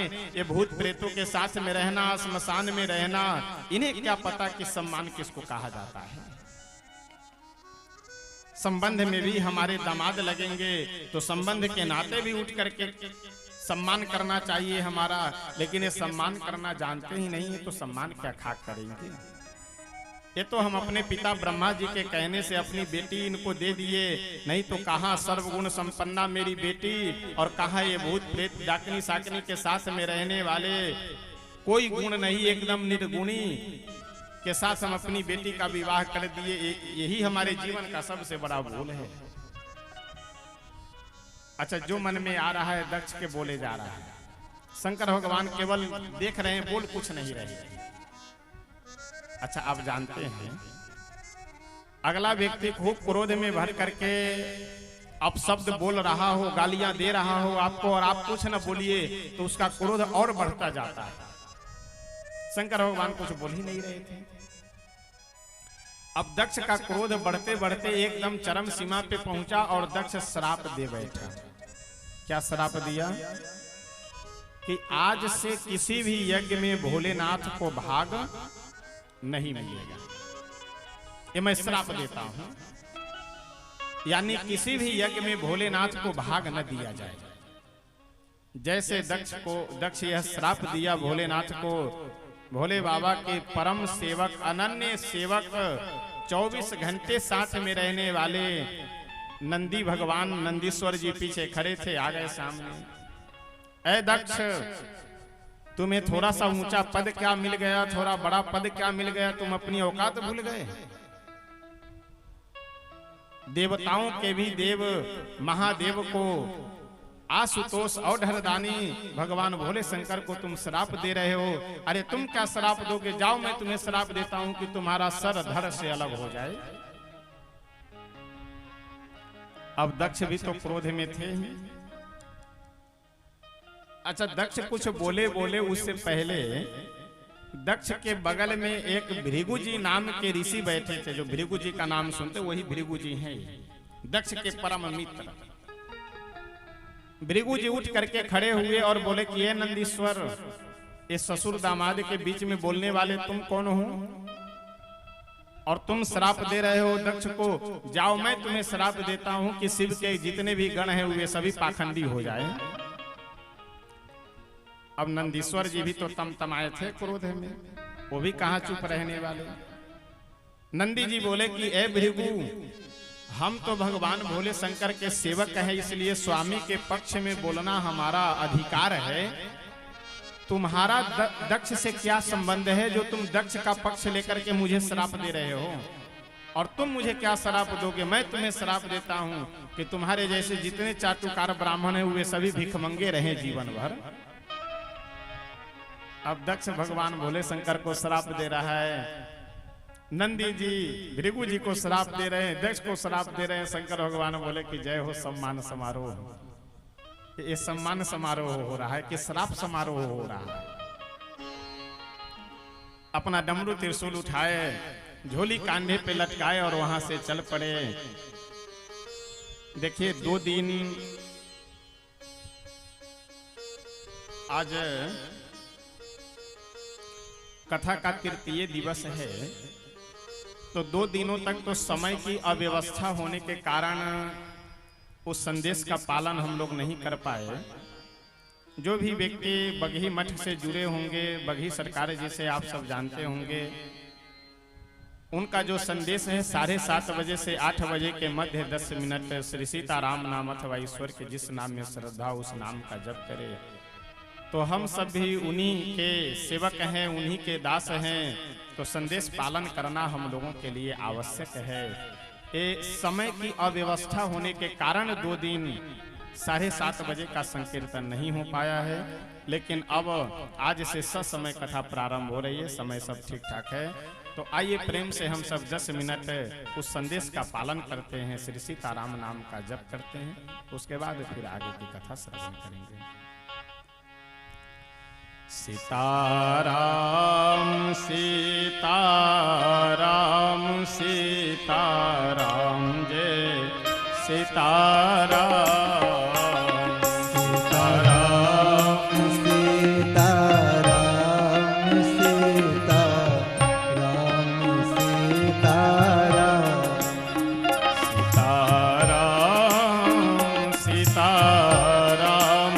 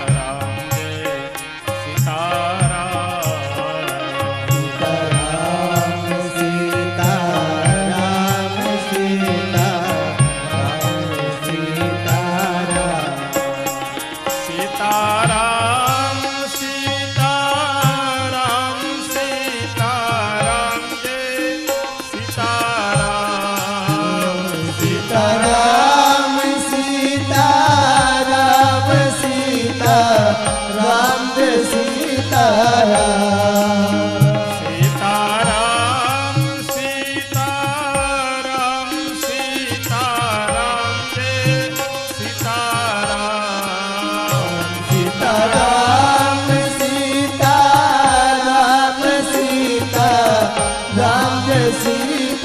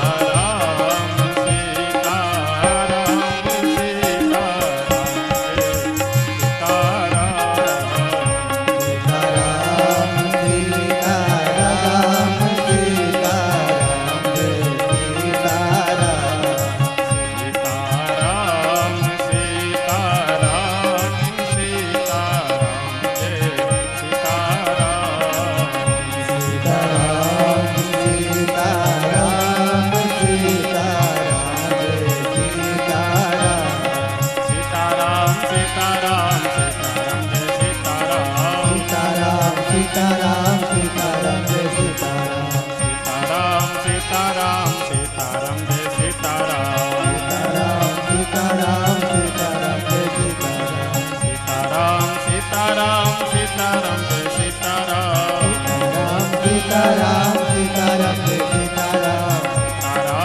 सीताराम सीताराम सीताराम सीताराम सीताराम जय सीताराम सीताराम सीताराम जय सीताराम सीताराम सीताराम सीताराम जय सीताराम सीताराम सीताराम सीताराम जय सीताराम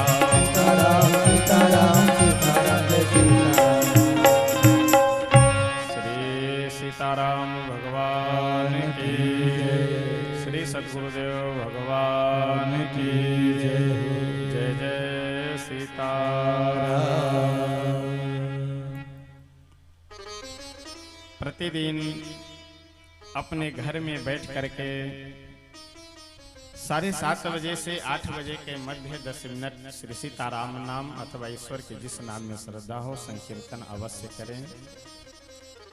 देखिए, इससे सबसे बड़ा लाभ यह है कि अगर आप एक अष्टजाम करने की व्यवस्था बनावें, विचार बनाइए कि हमें एक अष्टजाम करना है, तो समय निकालना पड़ेगा, खर्च भी करना है। और आप यदि प्रतिदिन ज्यादा नहीं 10 मिनट श्री सीताराम नाम का जप कर रहे हैं तो 1 महीना 30 दिन का लगभग होता है। तो 10 मिनट यदि प्रतिदिन कर रहे हैं तो 10 दिन में कितना हो गया? 100 मिनट। और 30 दिन में 300 मिनट। और घंटा के हिसाब से इसे कर दीजिए तो कै घंटा हो गया? लगभग 5 घंटे हो गया। 5 घंटे श्री सीताराम नाम का जप आप प्रत्येक महीना में कर रहे हैं। और 12 महीनों का 1 वर्ष होता है। 60 घंटे आप प्रति वर्ष नाम संकीर्तन कर रहे हैं। और 60 घंटे जप करने का मतलब 24 दूना 48 और 12 यानी लगभग 2.5 अष्टजाम आप प्रति वर्ष कर रहे हैं। और यही क्रम ज्यादा नहीं 10 वर्ष भी यदि आप कर लिए तो लगभग 30 अष्टजाम आप 10 वर्ष के अंदर कर लिए। कोई खर्च नहीं, कोई स्पेशल समय नहीं निकालना, कोई विशेष इधर उधर व्यवस्थाएं नहीं, कुछ नहीं, बस जहां है जैसे हैं वैसे 10 मिनट बैठ करके श्री सीताराम नाम जप करें। इसलिए अवश्य हम लोगों को 10 मिनट संकीर्तन करना चाहिए। तो हम सब कथा प्रसंग में प्रवेश करेंगे। शंकर भगवान प्रसंग सुनाते हुए कह रहे हैं कि देवी, जब दक्ष श्राप मुझे दे बैठा, नंदी जी दक्ष को श्राप दे दिए, भृगु जी नंदी जी को श्राप दिए, पुनः नंदी जी भृगु जी को जब आपस में श्राप देने का क्रम बढ़ने लगा, बात बढ़ने लगी, तो मैं अपना डमरू त्रिशूल झोली आदि उठा करके वहां से चल पड़ा। और देखिए कितना सुंदर संकेत है। कभी भी एक बात का हम लोगों को अपने जीवन में ध्यान रखना चाहिए। क्रोध में आकर के कोई भी निर्णय कभी भी नहीं लेना चाहिए। क्रोध में अगर आप निर्णय लेंगे तो उसका परिणाम बहुत ही दुखदायी होगा। क्रोध में कोई निर्णय नहीं लेना चाहिए और प्रेम में कभी भी कोई वचन नहीं देना चाहिए। हम लोगों का जब किसी से प्रेम होता है तो प्रेम में आकर के न जाने क्या क्या वचन दे देते हैं। अरे तुम कहो तो हम कुएं में कूद पड़े। तो ध्यान रखिए, एक दिन अवश्य कुएं में कूद आएगा आपको। इसलिए प्रेम में आकर के कभी भी कोई वचन नहीं देना चाहिए और क्रोध में कोई निर्णय नहीं लेना चाहिए। जहां पे बात बढ़ रही हो, बात बढ़ने की स्थिति हो, वहां से तुरंत उठ करके चले देना चाहिए। शंकर भगवान भी अपने सभी गणों को लिए और लेकर के वहां से चल पड़े। शंकर भगवान बोले कि देवी सती, उसी क्रोध के कारण, उसी वैमनस्यता के कारण आज दक्ष सभी देवताओं को बुलाया लेकिन हमें निमंत्रण नहीं दिया है। इसलिए बिना निमंत्रण मिले हम नहीं जाएंगे।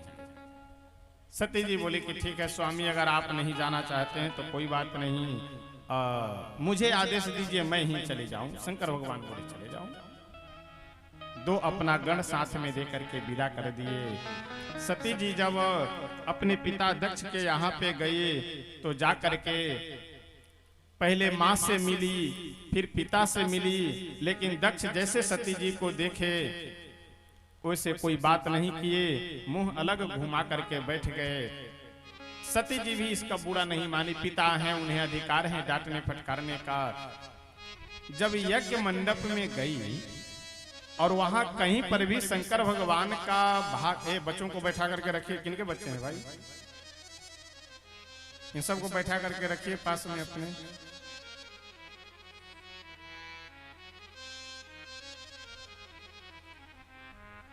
श्री सीताराम भगवान के।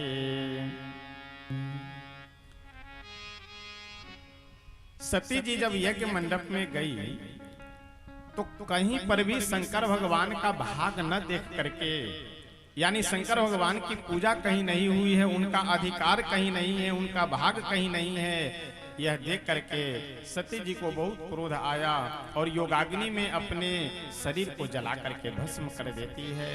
और अंत समय में दो बातें करती है। एक तो सभा में बैठे हुए जितने भी सभासद हैं सभी को श्राप देती है। जग दात्मा महेश पुरारी, जगत जनक सबके हितकारी। सती मैया कहती है कि जगदात्मा महेश पुरारी, भोले बाबा हमारे नाम है भोले बाबा और काम भी भोले बाबा जैसा है। जितने भी हमारे यहाँ देवता हैं कोई भी ऐसे देवता नहीं है कि जो केवल जल चढ़ाने से प्रसन्न हो जाए। धूप दीप नैवेद्य स्नान और जाने क्या क्या विधि है प्रसन्न करने के लिए, लेकिन भोलेनाथ को प्रसन्न करने के लिए कोई विधि नहीं, बस एक लोटा जल पर्याप्त है। इस संसार में जो वस्तुएं, जो पुष्प, जो खाद्य वस्तु किसी भी देवता को स्वीकार नहीं है, उसे हमारे भोलेनाथ स्वीकार किए रहते हैं। एक बार की बात है, संसार के जितने भी भूत प्रेत पिशाच डाकिनी साकिनी ये सब रोते हुए भोले बाबा के पास पहुंचे। बोले कि प्रभु इस संसार में हमको क्यों बनाया आपने? प्रभु बोले कि क्यों बनाया? भैया घूमो फिरो खाओ पियो मौज करो। सभी भूत प्रेत बोले कि हम मौज क्या खा करेंगे, जिसके घर में जाते हैं वो तुरंत ओझा सोखा बुला करके बोतल में बंद करा करके छू मंतर करके गड़वा देता है, कोई भी अपने घर में नहीं रहने देता। शंकर भगवान बोले कि अगर संसार के लोग तुम्हें अपने घर में नहीं रहने देते तो कोई बात नहीं, तुम संसारी लोगों के घर में जाओ ही नहीं, तुम लोग हमारे ही घर में आनंद से रहो, यहाँ तुम्हें कोई दिक्कत नहीं, कोई समस्या नहीं। एक बार और संसार के सभी सांप बिच्छू रोते बिलखते भोले बाबा के पास पहुंचे। बोले कि प्रभु अगर हम इतने खराब हैं तो संसार में हमें आप बनाए क्यों? जिसके घर में जाते हैं वो मुंह कुचल करके फेंक देता है, कोई अपने घर में नहीं रहने देता, कोई पास नहीं जाने देता है। शंकर भगवान बोले तुम दूसरों के पास में जाते ही क्यों हो? कहीं मत जाओ, हमारे यहाँ ही रहो। एक को उठाकर गले में डाल लिए, एक को हाथ में लपेट लिए, एक को माथे पे लगा लिए। सांप बिच्छुओं को कौन पूछने वाला है, लेकिन हमारे भोलेनाथ अपने शरीर पे धारण किए रहते हैं। इस संसार में जिसे कोई नहीं पूछता है उसे हमारे भोलेनाथ पूछते हैं। इतने दयालु, इतने कृपालु। अच्छा, इसीलिए भोले बाबा को हमारे आशुतोष कहा जाता है।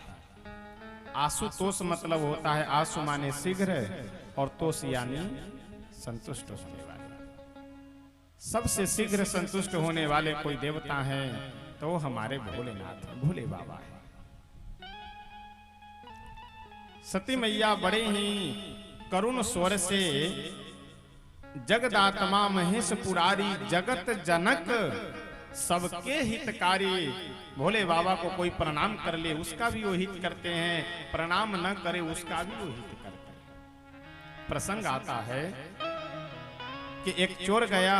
अच्छा, पुराने समय में जो शिवालय का निर्माण होता था, मंदिर बनाया जाता था, तो मंदिर की सुरक्षा व्यवस्था के लिए लोग एक उपाय करते थे।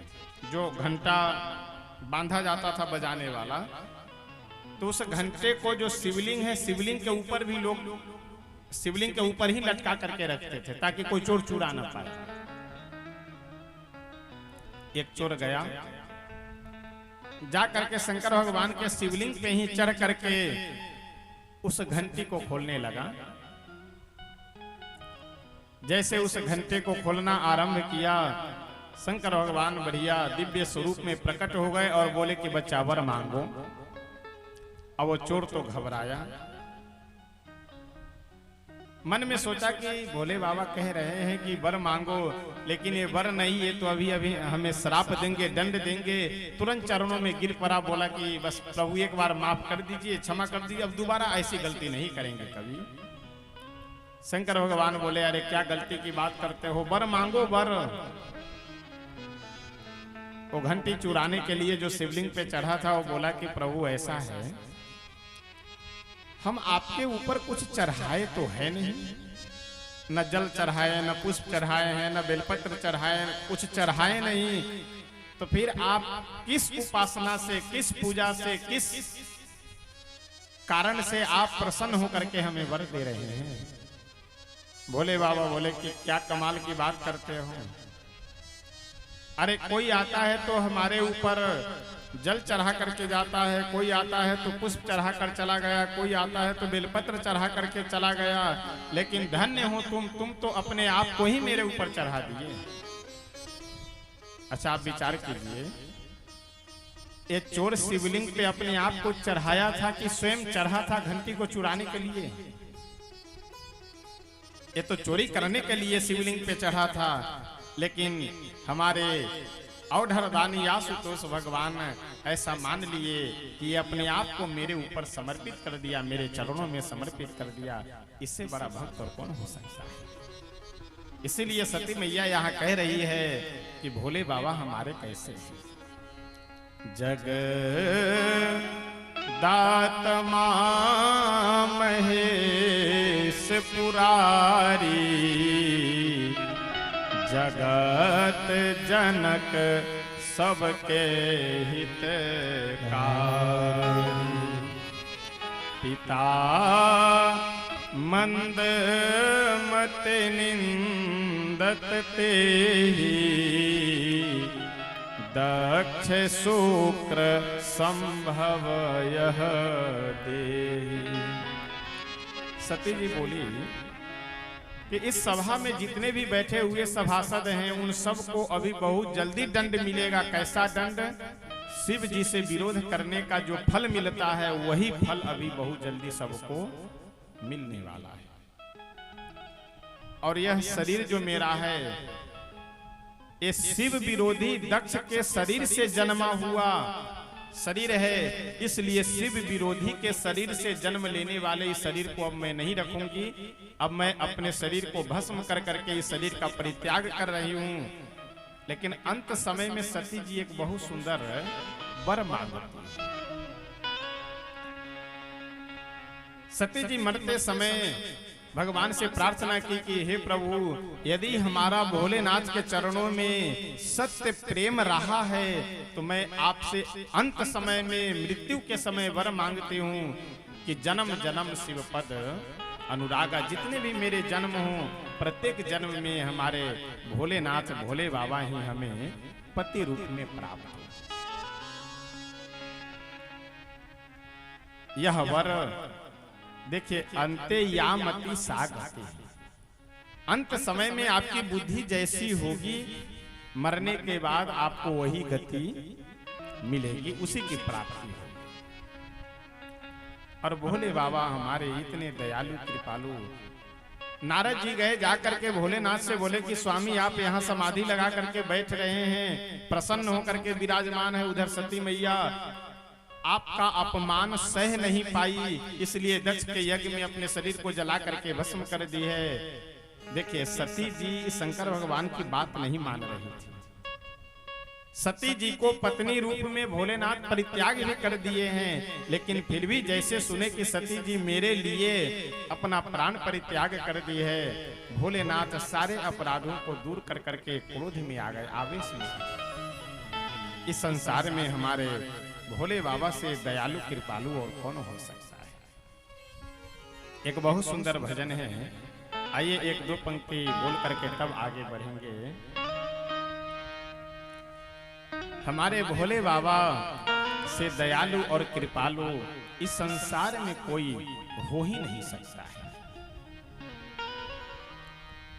मेरे भोले बाबा को अनाड़ी न समझो, मेरे भोले बाबा को अनाड़ी न समझो, मेरे भोले बाबा को अनाड़ी न समझो, मेरे भोले बाबा को अनाड़ी न समझो, अनाड़ी न समझो, अनाड़ी न समझो, अनाड़ी न समझो, अनाड़ी न समझो, अनाड़ी न समझो, अनाड़ी न समझो, अनाड़ी न समझो, अनाड़ी न समझो, मेरे भोले बाबा को अनाड़ी न समझो, भोले बाबा को अनाड़ी न समझो,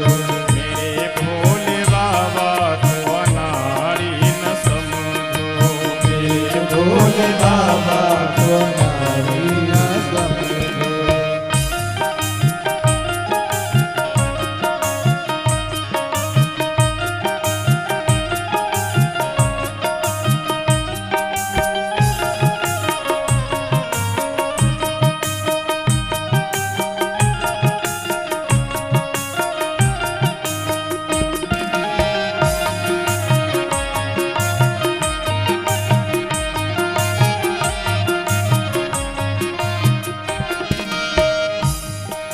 भोले बाबा हमारे अपने कांधे पे सदैव एक झोली रखे रहते हैं।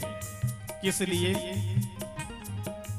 यदि मेरा भक्त कभी हमसे कुछ मांग दे, तुरंत झोली से निकाल करके दे दे, इसलिए झोली सदैव अपने साथ में रखे रहते हैं। मेरे भोले बाबा के बगल में है झोली, मेरे भोले बाबा के बगल में है झोली, मेरे भोले बाबा के बगल में है झोली, मेरे भोले बाबा के बगल में है झोली, भोले को देख के भिखारी न समझो, झोली को देख के भिखारी न समझो, मेरे भोले बाबा को अनाड़ी न समझो, मेरे भोले बाबा के अनाड़ी न समझो।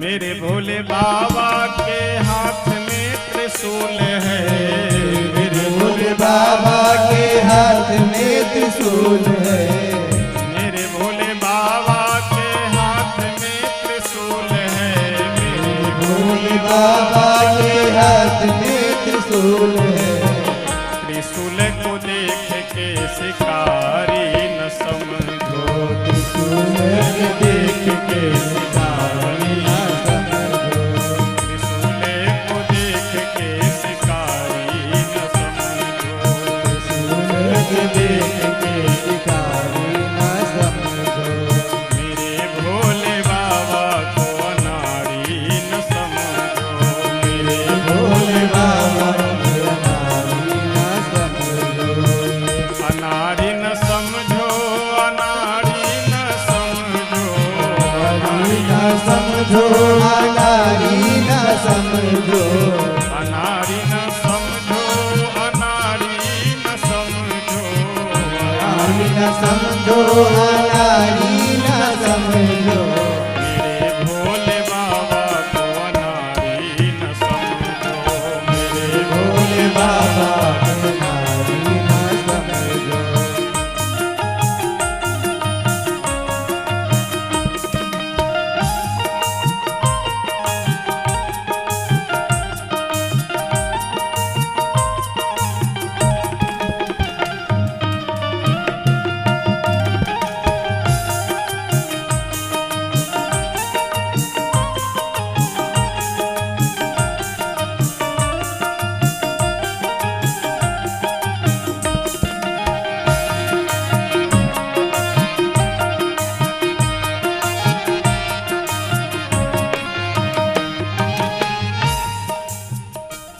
शंकर भगवान के हाथ में जो डमरू देखते हैं, वर्तमान समय में जो संस्कृत भाषा जिस व्याकरण के ऊपर आधारित है, उस व्याकरण का निर्माण भगवान भोले शंकर के डमरू के द्वारा ही हुआ है। तो इसलिए भगवान भोले शंकर डमरू को अपने भक्तों के अज्ञान को दूर करने के लिए धारण करते हैं। मेरे भोले बाबा के हाथ में है डमरू, मेरे भोले बाबा के हाथ में है डमरू, मेरे भोले बाबा के हाथ में है डमरू, मेरे भोले बाबा के हाथ में है डमरू। डमरू को देख के मदारी न समझो, डमरू के देख के मदारी ना समझो, डमरू को देख के मदारी न समझो, डमरू को देख के मदारी ना समझो। मेरे भोले बाबा को अनारी न समझो, मेरे भोले बाबा के नारी ना समझो, अनारी न समझो, अनारी न समझो, नारी ना समझो, नारी ना समझो, अनारी न समझो, अनारी न समझो, नारी ना समझो, नारी ना समझो। मेरे भोले बाबा को अनारी न समझो, मेरे भोले बाबा को नारी ना समझो, मेरे भोले बाबा को अनारी न समझो,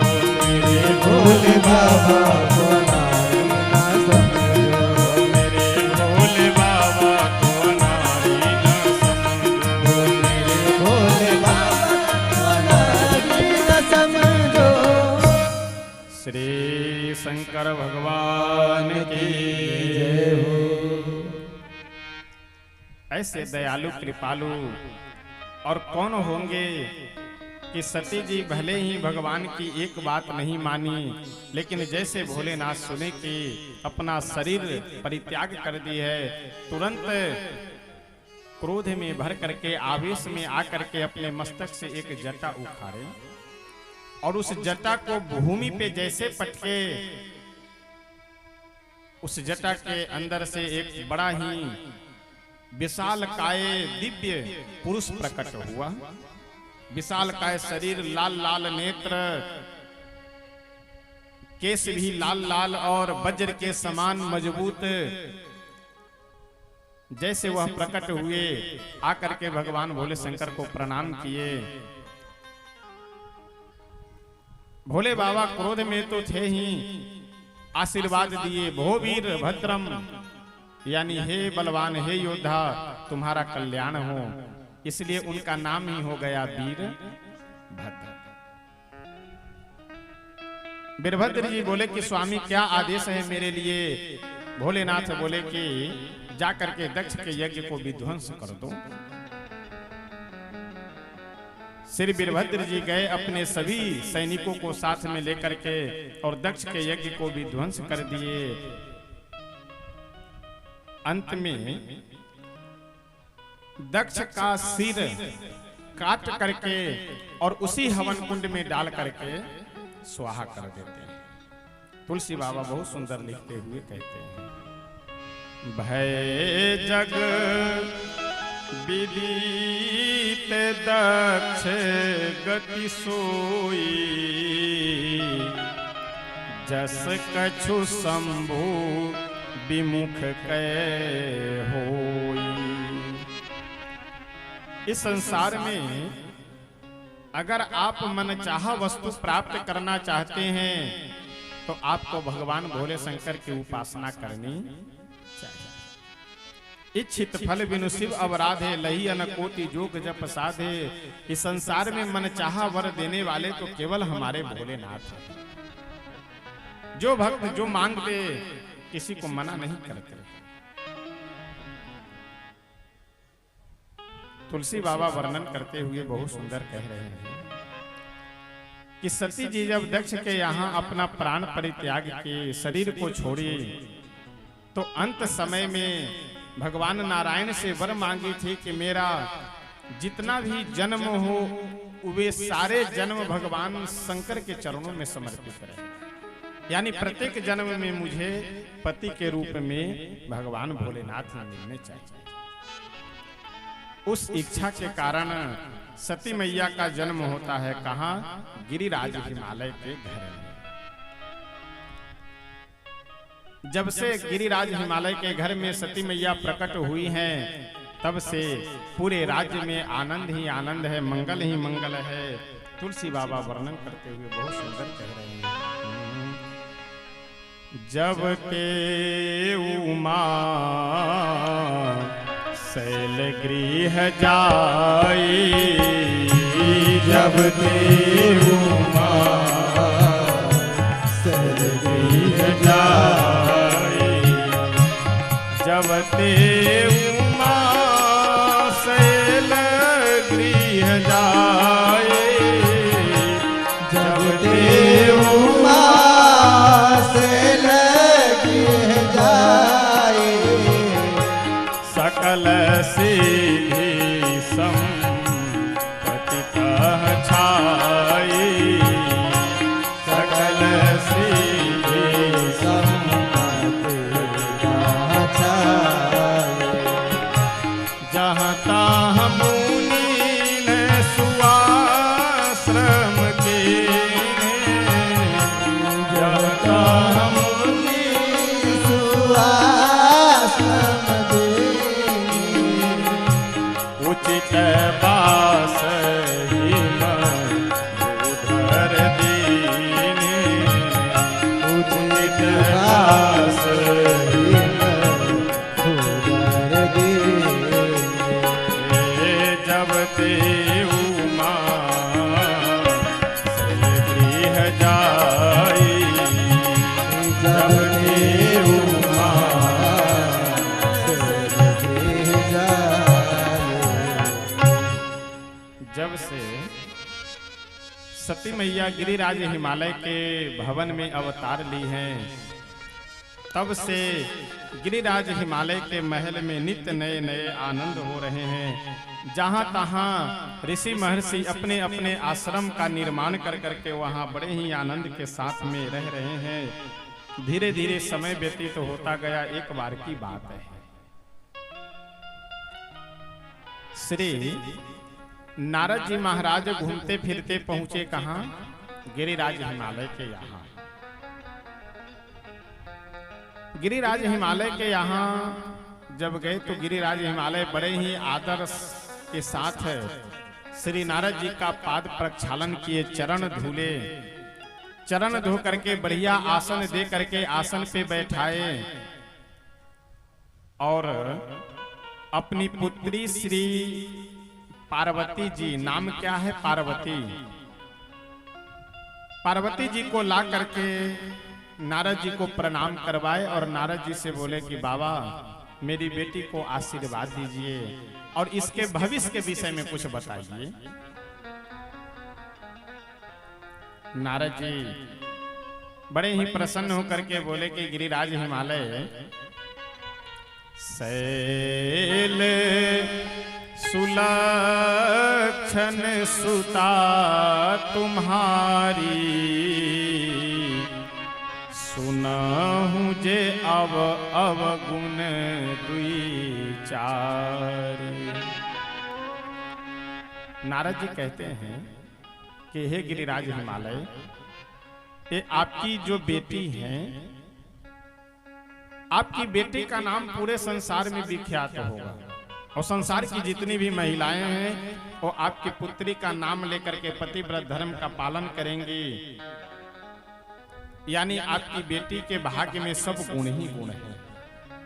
शैल सुलक्षण सुता तुम्हारी, ये जो तुम्हारी बेटी है ये समस्त सुलक्षणों से युक्त है।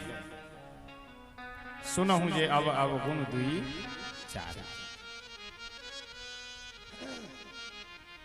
दो चार इसके अवगुण हैं। अवगुण क्या है कि आपके बेटी के भाग्य में जो वर है, यानी आपकी बेटी को जो दुल्हा मिलेगा, वर मिलेगा, वो थोड़ा ठीक नहीं होगा। कैसा होगा? तो नारद जी वर्णन कर रहे हैं। जोगी जटिल अकाम मन नगनय मंगल बेश। जोगी यानी आपके बेटी का जो होने वाले वर हैं वो वर कैसे होंगे? जोगी होंगे, साधु के वेश में रहने वाले होंगे। और जोगी के वेश में भी केवल जोगी ही नहीं, जटिल यानी भयंकर वेश बनाने वाले होंगे।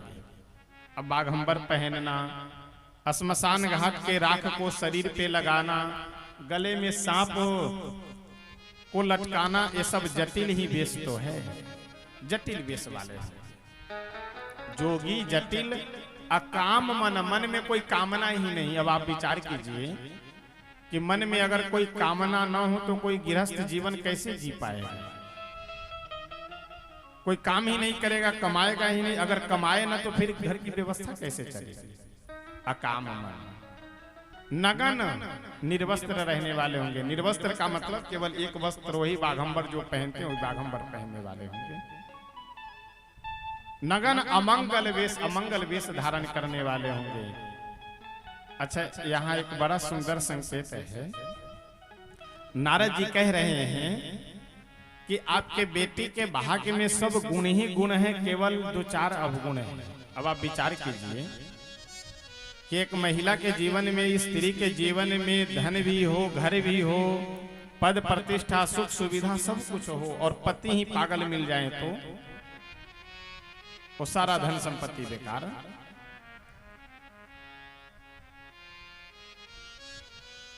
एक पिताजी अपने बेटे को लेकर के गए गुरुजी के पास स्कूल में।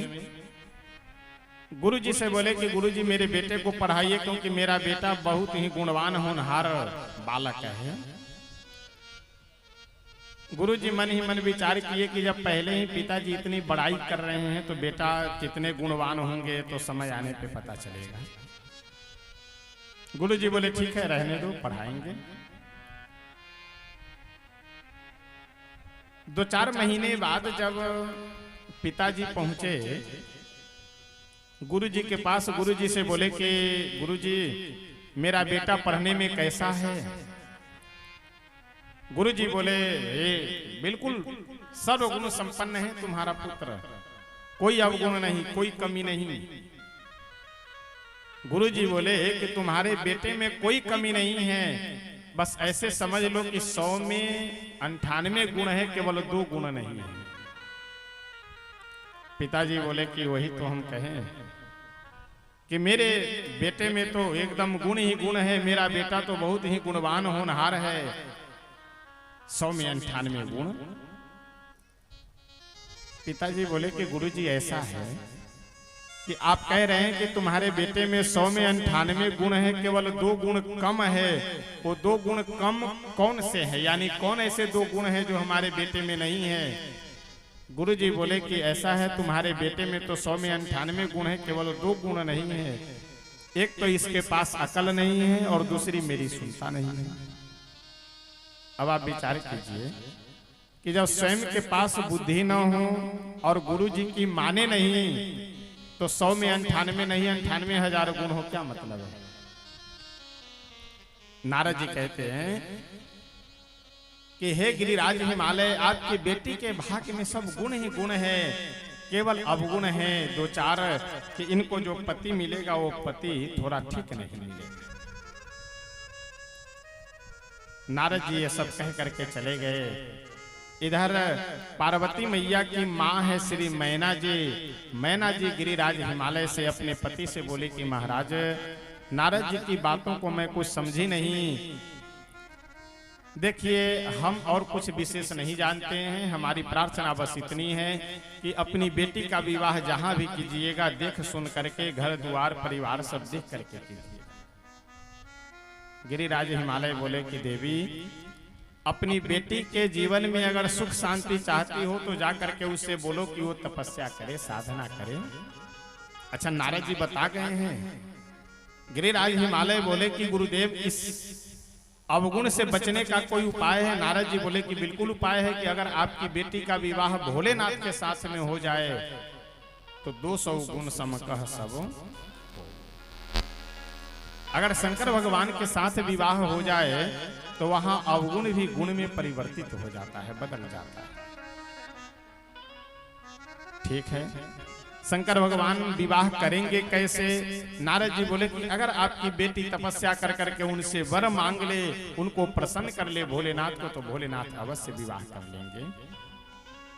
शंकर भगवान की तपस्या करने के लिए श्री पार्वती मैया वन की ओर चल पड़ी और 1-2 वर्ष नहीं, हजारों वर्षों तक कुछ दिन तो केवल जल ग्रहण कर करके, फलाहार कर करके तपस्या की।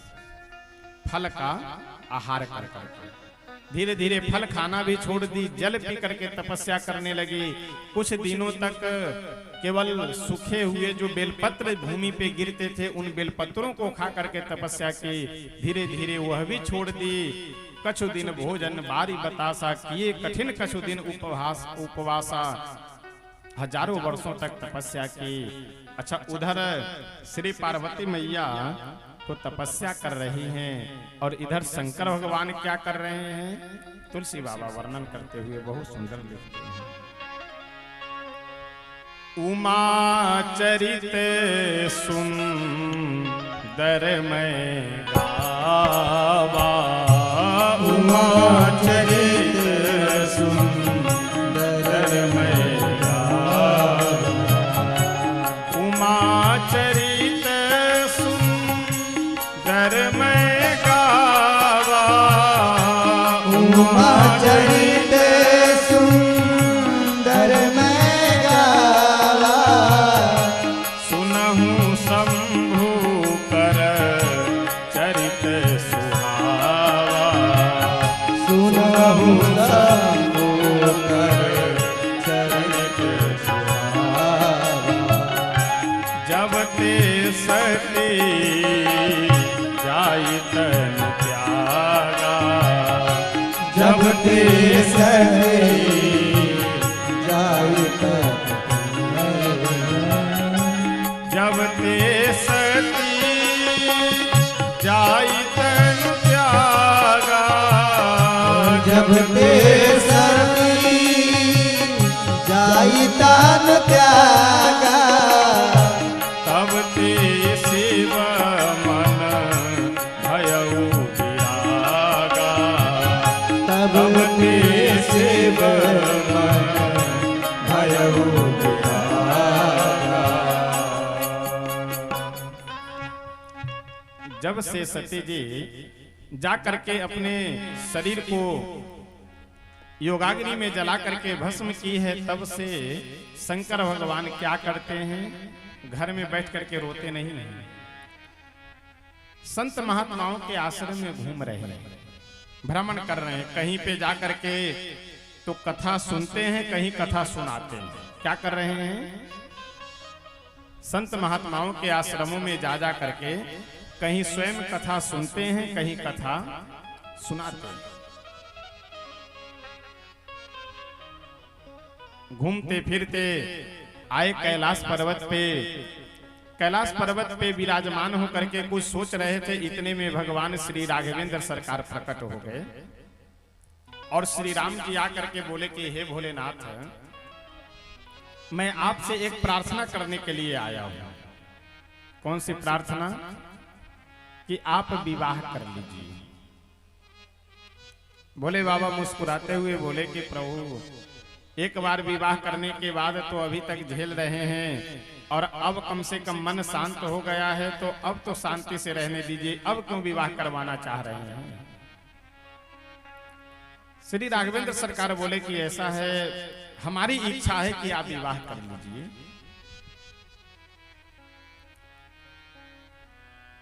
तुलसी बाबा कहते हैं कि जिस समय सती जी अपना प्राण परित्याग की, यानी शरीर को योगाग्नि में जला करके भस्म की, उसी समय एक तारकासुर नामक राक्षस असुर तपस्या कर रहा था। वर देने के लिए जैसे ही ब्रह्मा जी आए, बोले बच्चा वर मांगो। वो तारकासुर बोला कि हे पितामह, हमें यही वर दीजिए कि हम अजर अमर हो जाएं। ब्रह्मा जी बोले कि बच्चा हम अजर अमर स्वयं नहीं है, तो तुम्हें कैसे अजर अमर कर दे। जहां से तुम्हें डर लग रहा हो वहां से तुम निर्भय हो जाओ, कुछ और वर मांग लो। तारकासुर बहुत सोचने विचारने के बाद बोला अच्छा ठीक है, तो हमें आप वर दे दीजिए। क्या वर दीजिए?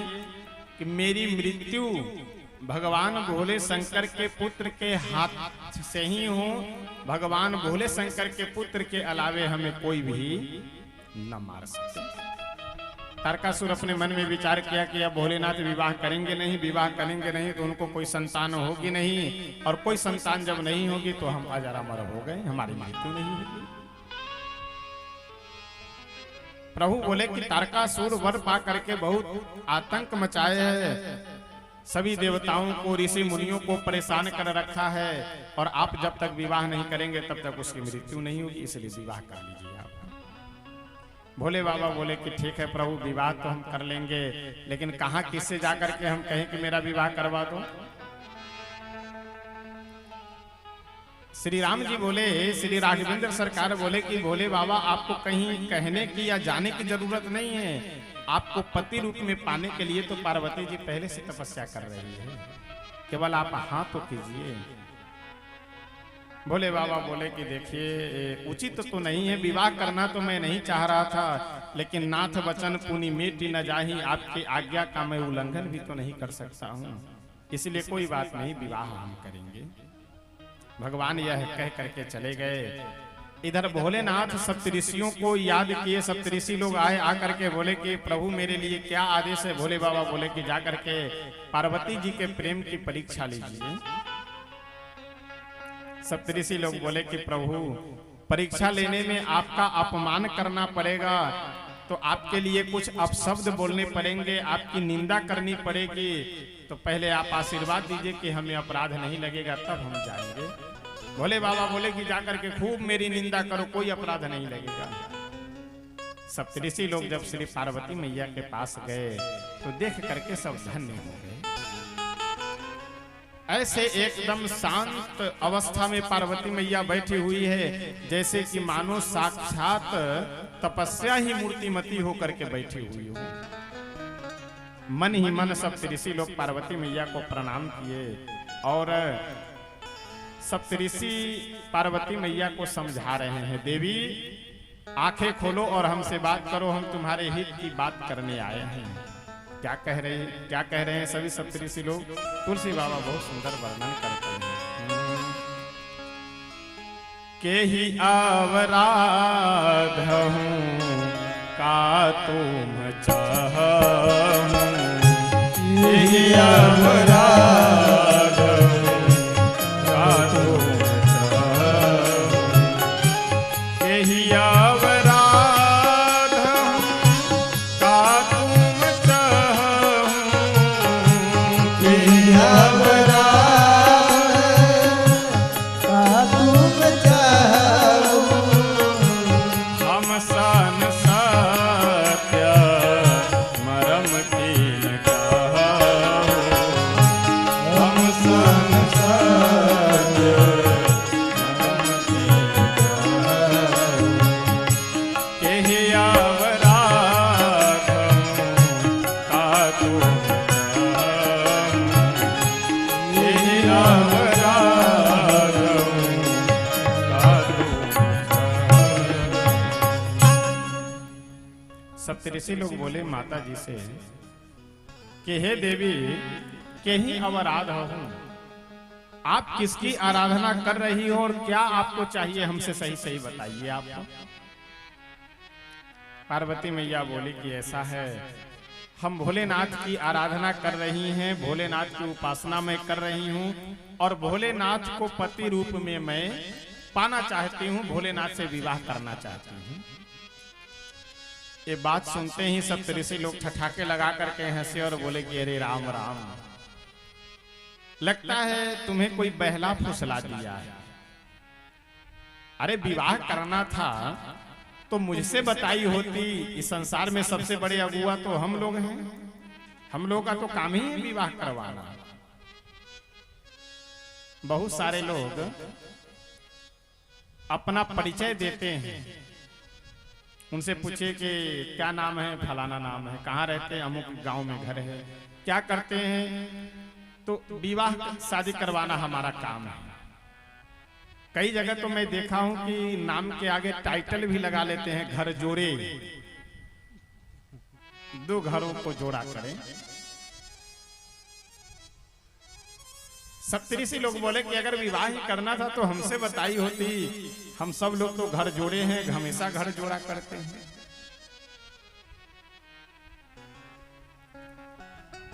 लेकिन एक बात जानते हैं,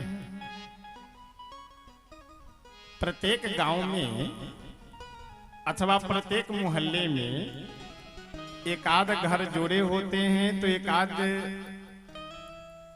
ब्याह कटवा बोलते हैं ना उसको, कि अगर उन्हें पता चल जाए कि कहीं बात बन गई है तो 1500 खर्च भी करना हो तो कुर्बान कर देते हैं 1500। लेकिन वो जा करके पूरा उनका प्रयास रहता है कि दोनों अलग हो जाए, विवाह कट जाए।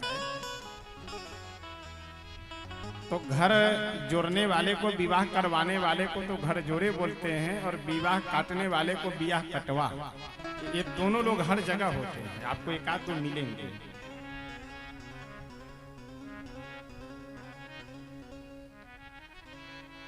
ये सप्तऋषि लोग अपना परिचय दे रहे हैं कि हमारा काम है विवाह करवाना, लेकिन विवाह करवाना नहीं, ये तो घर विवाह काटने के लिए आए हैं।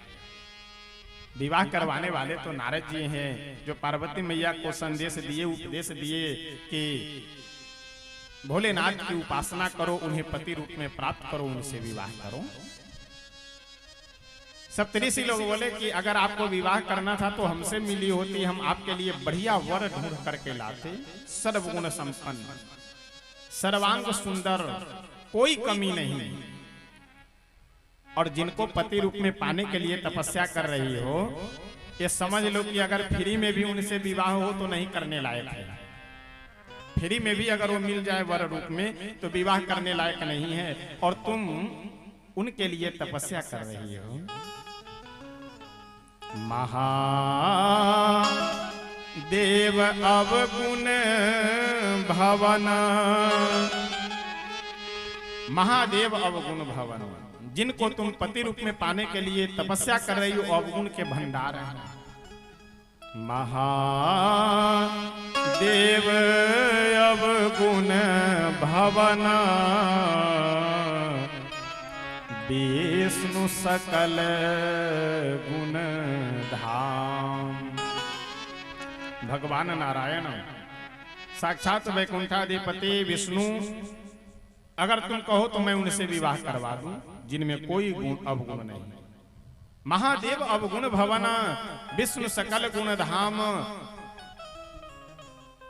पार्वती मैया एक बहुत सुंदर बात कहती है कि हे सप्तऋषि लोग, आपका यही कहना है ना कि महादेव भोलेनाथ अवगुणों के भंडार हैं और विष्णु जी गुणों के भंडार हैं, लेकिन जेहि कर मन रम जाहि जेहि तेहि तेहि सन काम। अब मेरा मन अवगुणों के भंडार में ही रम गया है, तो मैं क्या करूं। सप्तऋषि लोग बोले कि ऐसा है। पार्वती जी जिनकी बात मान करके आराधना कर रही है, पहले उन्हीं की निंदा करे। उनसे अगर जब मन हट जाए तो भोलेनाथ से भी मन हट जाएगा। सप्तऋषि लोग बोले कि देवी ये बताओ, भोलेनाथ से विवाह करने का ये जो बात है, विवाह करने का जो संदेश है, ये संदेश आपको कहां से मिला है, ये विचार कहां से आया? कोई बताया, कोई समझाया? पार्वती मैया बोली कि हमारे गुरुदेव नारद जी हैं, वही समझाए हैं, वही बताए हैं कि तुम जा करके तपस्या करो। अब ये सुनते ही एकदम आश्चर्यचकित हो करके सप्तऋषि लोग बोले कि अरे राम राम, नारद जी उनको तुम गुरु बना ली, अरे जल्दी परित्याग करो, उनको छोड़ो, गुरु के पद से हटाओ। नारद जी की बातों को मान करके आज तक खुद किसी का घर नहीं बसा है, आज तक किसी का घर नहीं बसा है, तुम्हारा घर कैसे बसेगा? और देखो एक बात और भी बतावे, दूसरों का घर वही बसा सकता है जिसके खुद का घर बसा हो। नारद जी खुद अपना घर नहीं बसा पाए, तुम्हारा घर क्या बसाएंगे? हम लोग अपना घर बसाए हैं, हम लोग गृहस्थ जीवन में हैं, विवाह किए हैं, तो घर बसाना हो तो घर बसाने का उपाय हम लोगों से पूछो। नारद जी खुद बाबा वैरागी साधु महात्मा, और उनसे तुम घर बसाने की बात कह रहे हो, जो खुद अपना घर नहीं बसा पाए तो तुम्हारा घर क्या बसाए? इसलिए उनकी बातों को छोड़ो और मेरी बात मानो। मैं जहां कह रहा हूं वहां तुम विवाह कर लो, तुम्हारे जीवन में आनंद ही आनंद रहेगा। और नहीं तो अगर भोलेनाथ से विवाह हो गया तो समझ लो उसी दिन तुम्हारा कर्म फूट गया। पार्वती मैया हाथ जोड़ करके बोली कि ऐसा है, आप लोग मेरे ऊपर कृपा कीजिए और एक बात कान खोल करके सुन लीजिए। जहां तक रही बात नारद जी की, तो नारद जी हमारे गुरु हैं और पार्वती मैया बहुत सुंदर सप्तऋषियों से कहती है, नारद बचन मैं परिहरऊं, बसऊं भवन उजरऊं नहीं डरऊं। हे सप्तऋषि, नारद जी के वचन का परित्याग मैं नहीं कर सकती। अब मेरा घर बसे या उजड़े इससे हमें मतलब नहीं। गुरु के वचन प्रतीति न जे ही सपने हो सुगम न सुख निधि ते। गुरु के वचन पे अगर जिसे विश्वास नहीं होता है उस शिष्य के जीवन में कभी भी सुख शांति नहीं मिल सकती। हम लोगों को अपने जीवन में गुरु का सानिध्य अवश्य ग्रहण करना चाहिए।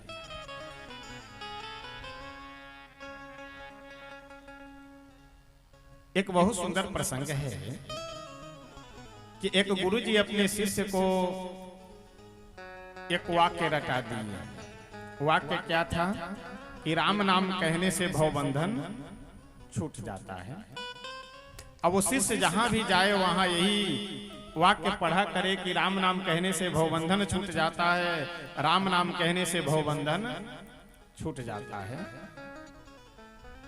एक तोता पिंजरे में बंद था, वो इस बात को सुन लिया और तोते का दिमाग और तोते की बहुत सारी बातें मनुष्यों से मिलती जुलती होती है।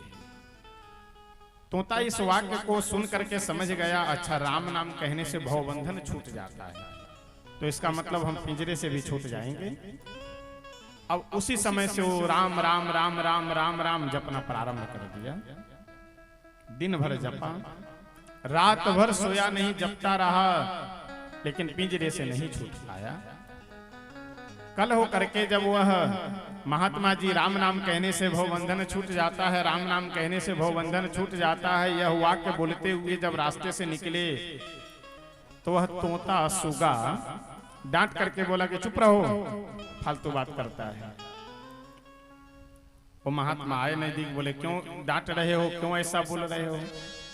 वो तोता बोला कि तुम कह रहे हो कि राम नाम कहने से भवबंधन छूट जाता, अरे जब मैं पिंजरे से नहीं छूट पा रहा हूं तो भव से संसार से क्या छूटेगा कोई?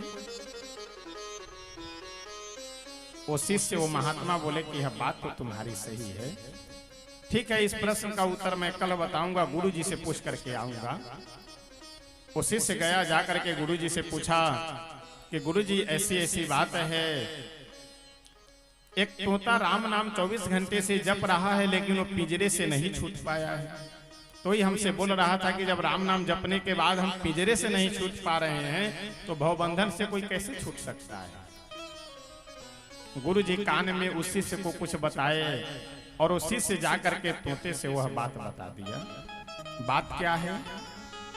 गुरु जी बोले कि उस तोते से जाकर के कहना कि राम राम राम राम खूब भगवान का नाम जप करते रहे और उसका मालिक जब आते हुए दिखाई दे तो धीरे से गिर जाए और अपने श्वास को रोक ले और उसका मालिक जैसे मरा हुआ समझ करके पिंजरे से बाहर निकाले वैसे पंख फरफरा करके वह उड़ जाएगा। ये बात जाकर के बता देना उससे।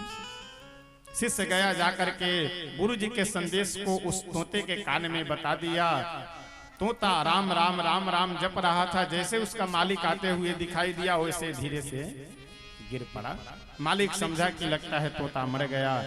पकड़ करके जैसे पिंजरे से बाहर निकाला वैसे पंख फड़फड़ा करके उड़ते हुए आगे बढ़ चला, आकाश में उड़ चला और एक वाक्य बोल रहा था क्या कि राम नाम कहने से भवबंधन तो छूट जाता है लेकिन चाबी गुरु जी के पास है। कैसे भवबंधन छूटेगा ये उपाय गुरु जी बताएंगे। इसलिए जहां श्रद्धा हो, जिनमें विश्वास हो, एक अच्छे संत महापुरुष का सानिध्य हम लोगों को अवश्य ग्रहण करना चाहिए, जिनके पास बैठ करके हम कुछ मार्गदर्शन प्राप्त कर सके, जिनके सानिध्य में बैठ करके हम अपने सुख दुख को निवेदन कर सके, जिनके सानिध्य में बैठ करके हम शांति प्राप्त कर सके, ऐसे किन्हीं गुरु का सानिध्य अवश्य ग्रहण करना चाहिए। पार्वती मैया उसीलिए कहती है गुरु के बचन प्रति तिन जेहि सपनिउ सुगम न सुख सिद्धि तेहि। सभी सप्तऋषि लोग प्रणाम किए और प्रणाम कर करके वहां से चल पड़े। भगवान भोलेनाथ के पास गए और जाकर के निवेदन कर दिए कि प्रभु पार्वती मैया एकदम अनन्य भाव से, समर्पित भाव से, तन मन धन तीनों से समर्पित होकर के आपकी आराधना कर रही है, इसलिए उनसे आप विवाह कीजिए, उनको आप स्वीकार कीजिए। अच्छा, इधर सप्तऋषि लोग जैसे ही वहां से प्रस्थान किए वैसे भोलेनाथ समाधि लगा करके बैठ गए। अब जब समाधि में बैठे तो समस्या ये है कि जब तक समाधि से जगेंगे नहीं तब तक विवाह नहीं होगा। और शंकर भगवान को समाधि से जगावे कौन? सभी देवता आपस में विचार करने लगे कि जब तक शंकर भगवान समाधि से जगेंगे नहीं तब तक विवाह नहीं होगा, और समाधि से जो जगाने जाएगा उसको अपने प्राण से हाथ धोना पड़ेगा। अंत में सभी देवता लोग मिलकर के कामदेव को यह जिम्मेदारी सौंपे। कामदेव आकर के शंकर भगवान को अपने प्रभाव से, अपने पुष्प बाण से समाधि से जगाए। शंकर भगवान जैसे ही तीसरा नेत्र खोले वैसे कामदेव जल करके भस्म हो जाता है।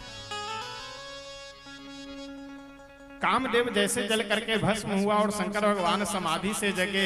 सभी देवता ब्रह्मा जी को आगे कर करके पहुंच गए पास में, भोलेनाथ को प्रणाम किए, बहुत बहुत उनकी स्तुति किए, प्रशंसा किए। बाद में कुछ कानाफूसी कर रहे थे सभी देवता। भोलेनाथ बोले कि ये सभी देवता क्या कहना चाहते हैं? ब्रह्मा जी बोले कि हे भोलेनाथ, इन देवताओं की एक इच्छा है। क्या इच्छा है? निज नयन ही देखा चाही नाथ तुम्हार विवाह। हे भोलेनाथ, ये सभी देवता अपने नेत्र से आपका विवाह देखना चाहते हैं, यानी आप विवाह कर लीजिए।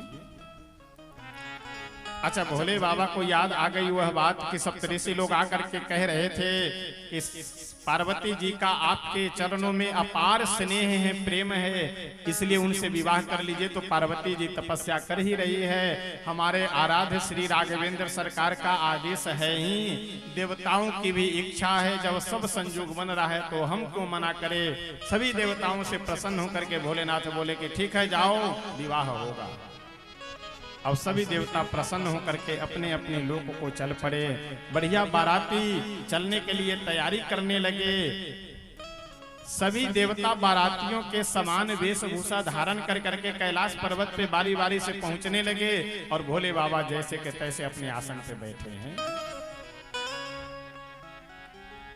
अच्छा देखिए, एक समस्या यह भी है कि अगर भोले बाबा हमारे बढ़िया वस्त्र पहनने वाले होते, क्रीम आदि का उपयोग करने वाले, पाउडर आदि लगाने वाले, तो कोई भी व्यक्ति आकर के इनको दूल्हा बना देता, सजा देता। लेकिन इनका श्रृंगार भी तो अजीब प्रकार का है। सभी देवता जब बाराती जाने के लिए तैयार होकर के आने लगे, शंकर भगवान के गण बोले कि वाह, जिनका विवाह होना है उनको कोई पूछने वाला नहीं, और जिनको केवल भोज खाने के लिए बाराती जाना है वे सभी तैयार होकर के आ रहे हैं। कोई बात नहीं, हम अपने स्वामी का, हम अपने बाबा का श्रृंगार हम सब खुद अपने हाथ से करेंगे। तुलसी बाबा वर्णन करते हुए बहुत सुंदर लिख रहे हैं कि भोले बाबा का श्रृंगार हो रहा है, और कौन कर रहे हैं? इनके गण लोग ही, इनके सेवक लोग ही कर रहे हैं। कैसे श्रृंगार कर रहे हैं? तुलसी बाबा वर्णन करते हैं। शिवहि शंभु गण करहि श्रृंगारा, शिवहि शंभु गण करहि श्रृंगारा, शिवहि शंभु गण करहि श्रृंगारा, शिवहि शंभु गण करहि श्रृंगारा, जटा मुकुट अहि मोर सवारा, जटा मुकुट अहि मोर सवारा, कुंडल कंकण पहिरे व्याला, कुंडल कंकण पहिरे ब्याला, तन विभूति पट के हरिचाला, तन विभूति पट के हरिचाला, शशि ललाट सुंदर सिर गंगा, शशि ललाट सुंदर सिर गंगा, नयन तीनी ऊपर पीते भुजंगा, नयन तेरी ऊपर पीते भुजंगा, शिवहि शंभु गण करहि श्रृंगारा, शिवहि शंभु गण करहि श्रृंगारा। शंकर भगवान के गण लोग भोले बाबा का श्रृंगार कर रहे हैं। एक गण दौड़ा दौड़ा गया और जा करके 15-20 की संख्या में नाग पकड़ करके, एकदम काला कलूटा नाग पकड़ करके ले आया, और सभी नागों का फण उठवा करके सबके शरीर को एक दूसरे में लपेट दी। अब आप विचार कर करके देखिए, जब नाग अपना फण फैला करके खड़ा हो और सभी नागों को एक दूसरे के शरीर में फण से सटा करके कर दिया जाए और शरीर को एक दूसरे में बांध दिया जाए, तो बढ़िया मुकुट तैयार हो जाएगा। और वही नागों का मुकुट बना करके भोले बाबा के मस्तक पे पहना दिया गया। एक गण दौड़ करके गया और लगभग 1.5 से 2 मीटर लंबा सांप पकड़ लाया, और उसके पूंछ और मस्तक मुड़ी दोनों को बांध कर करके बाएं कांधे पे डाल करके जनेऊ के रूप में पहना दिया। एक गण दौड़ करके गया और कम से कम 50 वर्ष पुराना बिच्छू पकड़ लाया। अच्छा, बिच्छू के बारे में आप सब सुने होंगे कि बिच्छू जितना पुराना होता है उतना ही उसका शरीर का आकार बढ़ता जाता है और काला और जहरीला होता जाता है। अच्छा, बिच्छू को आप लोग देखे होंगे, जिधर से वो डंक मारता है पूंछ की ओर से, वो मुड़ा हुआ रहता है और मुख की ओर ऐसे इस प्रकार से पकड़ने वाला होता है। अब एक गण दौड़ करके गए और 2 बिच्छू पकड़ करके लाए और कान में पहना दिए। वो क्या हो गया? कुंडल। हाथ में बाजूबंद के जगह पे एक सांप लपेट दिया गया। बाघंबर पहने हैं। एक गण दौड़ करके गया और गरम गरम चिता का भस्म लेकर के, राख लेकर के आया और पैर से माथे तक पूरे शरीर में मल करके लगा दिया। ये श्रृंगार हो रहा है। सभी देवता जब पहुंचे कैलाश पर्वत पे और भोले बाबा का यानी दुल्हा सरकार का अद्भुत श्रृंगार देख करके सभी देवता मन ही मन मुस्कुराते हुए बोले कि ऐसा है, ये दुल्हा के अनुरूप बाराती नहीं है, इसलिए अलग अलग हो करके चला जाए। और मन ही मन शंकर भगवान गए भगवान नारायण के पास और बोले कि हे वैकुंठाधिपति, हे नारायण, आप सभी बारातियों को देवताओं को लेकर के आगे चलिए, हम पीछे से आते हैं, क्योंकि अगर हम पहुंच गए तो पता ना नाश्ता पानी जलपान वगैरह मिल पाए या ना मिल पाए या कब मिलेगा, इसलिए पहले आप चलिए, सबको बढ़िया खिला पिला करके व्यवस्थित करके रखिएगा। बर अनुहारी बरात न भाई, हंसी करे हम पर पुर जाई। बर के अनुरूप बाराती नहीं है, इसलिए सभी बारातियों को लेकर के वैकुंठाधिपति भगवान विष्णु आगे आगे चल पड़े। जब सभी बाराती आगे निकल गए तो शंकर भगवान के पास श्रृंगी जी बैठे हुए थे। वे सभी श्रृंगी भृंगी आदि गण भगवान भोले शंकर से बोले कि स्वामी, अगर आदेश हो तो हम अपने समाज को इकट्ठा करें। शंकर भगवान बोले, आज जिसकी जो इच्छा है वह सब करो, किसी को कोई रोक नहीं, किसी को कोई प्रतिबंध नहीं। सभी भूत प्रेत पिशाच डाकनी साकनी संसार में जितने भी ये सब हैं, सबको श्री भृंगी जी एक आवाज दिए, आवाहन किए। सारे भूत प्रेत पिशाच डाकनी साकनी सब कैलाश पर्वत पर उपस्थित हो गए। क्यों? क्योंकि भगवान भोले शंकर के विवाह में चल रहे। सभी बाराती कैसे हैं? बारातियों का वर्णन करते हुए तुलसी बाबा कहते हैं, विचित्र बारात आज तक संसार में इससे पहले न किसी की ऐसी बाराती थी और न आगे इस प्रकार की बाराती लेकर के कोई दूल्हा जा सकता है। को मुख है न विपुल मुख काहू, को मुख है न विपुल मुख काहू, को मुख ही न विपुल मुख काहू, को मुख ही न विपुल मुख काहू, तीनु पद कर को बहुपद बाहु, तीनु पद कर को बहुपद बाहु, को मुख हीन विपुल मुख काहू, को मुख हीन विपुल मुख काहू।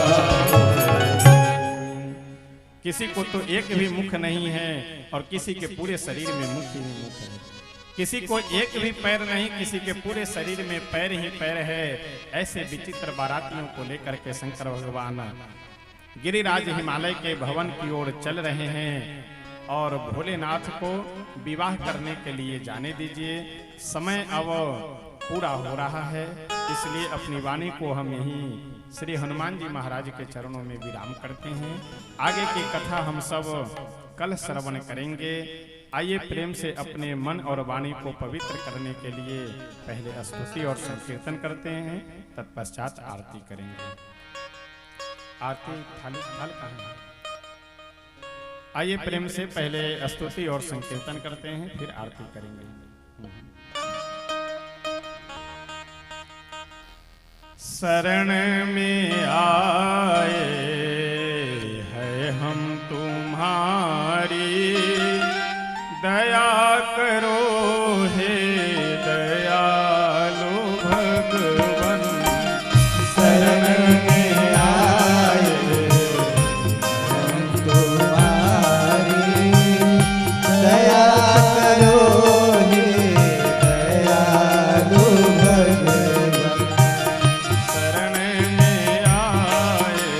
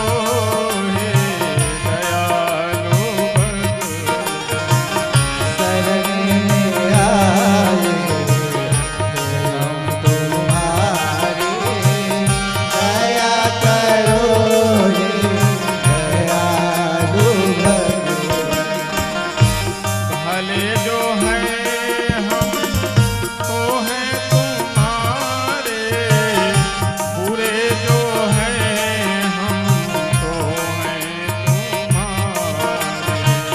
भले जो है हम तो हैं तुम्हारे, बुरे जो हैं हम तो हैं तुम्हारे। तुम्हारे होकर हम दुखारी, दया करो हे दयालु भगवान। तुम्हारे होकर हमारे दया करो हे दयालु भगवान। शरण में आए हम तुम्हारी, दया करो हे दयालु भगवान। शरण में आए हम तुम्हारे, दया करो हे दयालु भगवान। न हमें बल है न हमें शक्ति, भरो हमारे ज्ञान भक्ति। ना हमें बल है ना हमें शक्ति, भरो हमारे ज्ञान की भक्ति। सभी कहाओ तापहारी, दया करो हे दयालु भगवान। सभी कहाओ हमारे दया करो हे दयालु भगवान। शरण में आए हम तुम्हारी, दया करो हे दयालु भगवान। शरण में आए हम तुम्हारे, दया करो हे दयालु भगवान। सुधारो बिगड़ी दशा हमारी, दया करो हे दयालु भगवान। तुम्हारो गई दशा हमारी, दया करो हे दयालु भगवान। शरण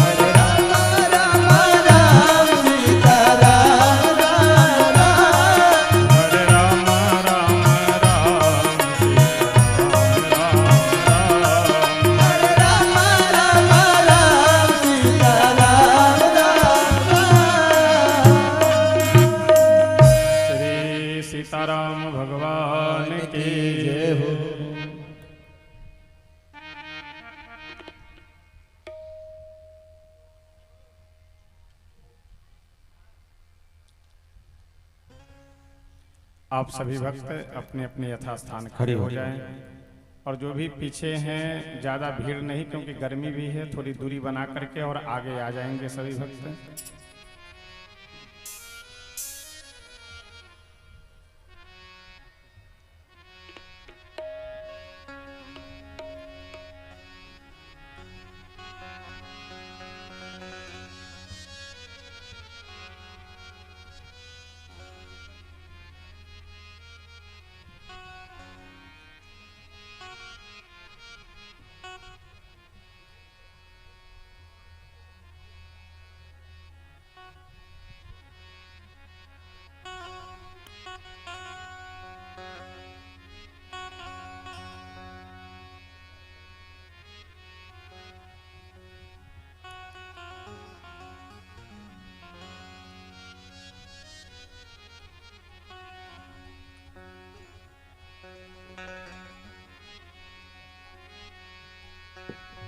ओम जय शिव ओमकारा, ओम जय शिव ओमकारा। ब्रह्मा विष्णु सदा शिव, ब्रह्मा विष्णु सदा शिव, अंगांगी धारा। ओम जय शिव ओमकारा, एकानन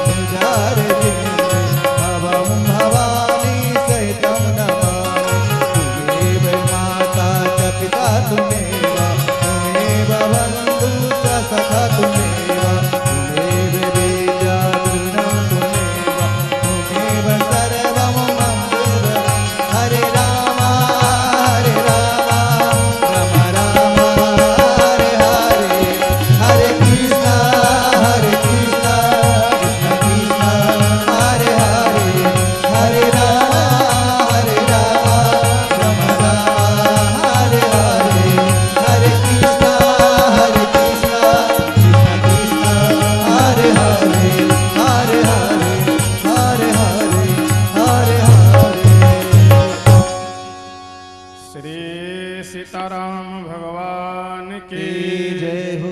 श्री अयोध्या धाम की जय हो। श्री सरयू मैया की जय हो। श्री मिथिला धाम की जय हो। श्री कमला विमला की जय हो। श्री हनुमान जी महाराज की जय हो। श्री शंकर भगवान की जय हो। श्री विष्णु महायज्ञ की जय हो। श्री सद्गुरुदेव भगवान की जय हो। जय जय सीताराम हर हर महादेव। सर्वे भवन्तु सुखिनः सर्वे सन्तु निरामया सर्वे भद्राणि पश्यन्तु मा कश्चित् दुःखभाग् भवेत्। हरि ओम शांति शांति सुशांतिर्भवतु।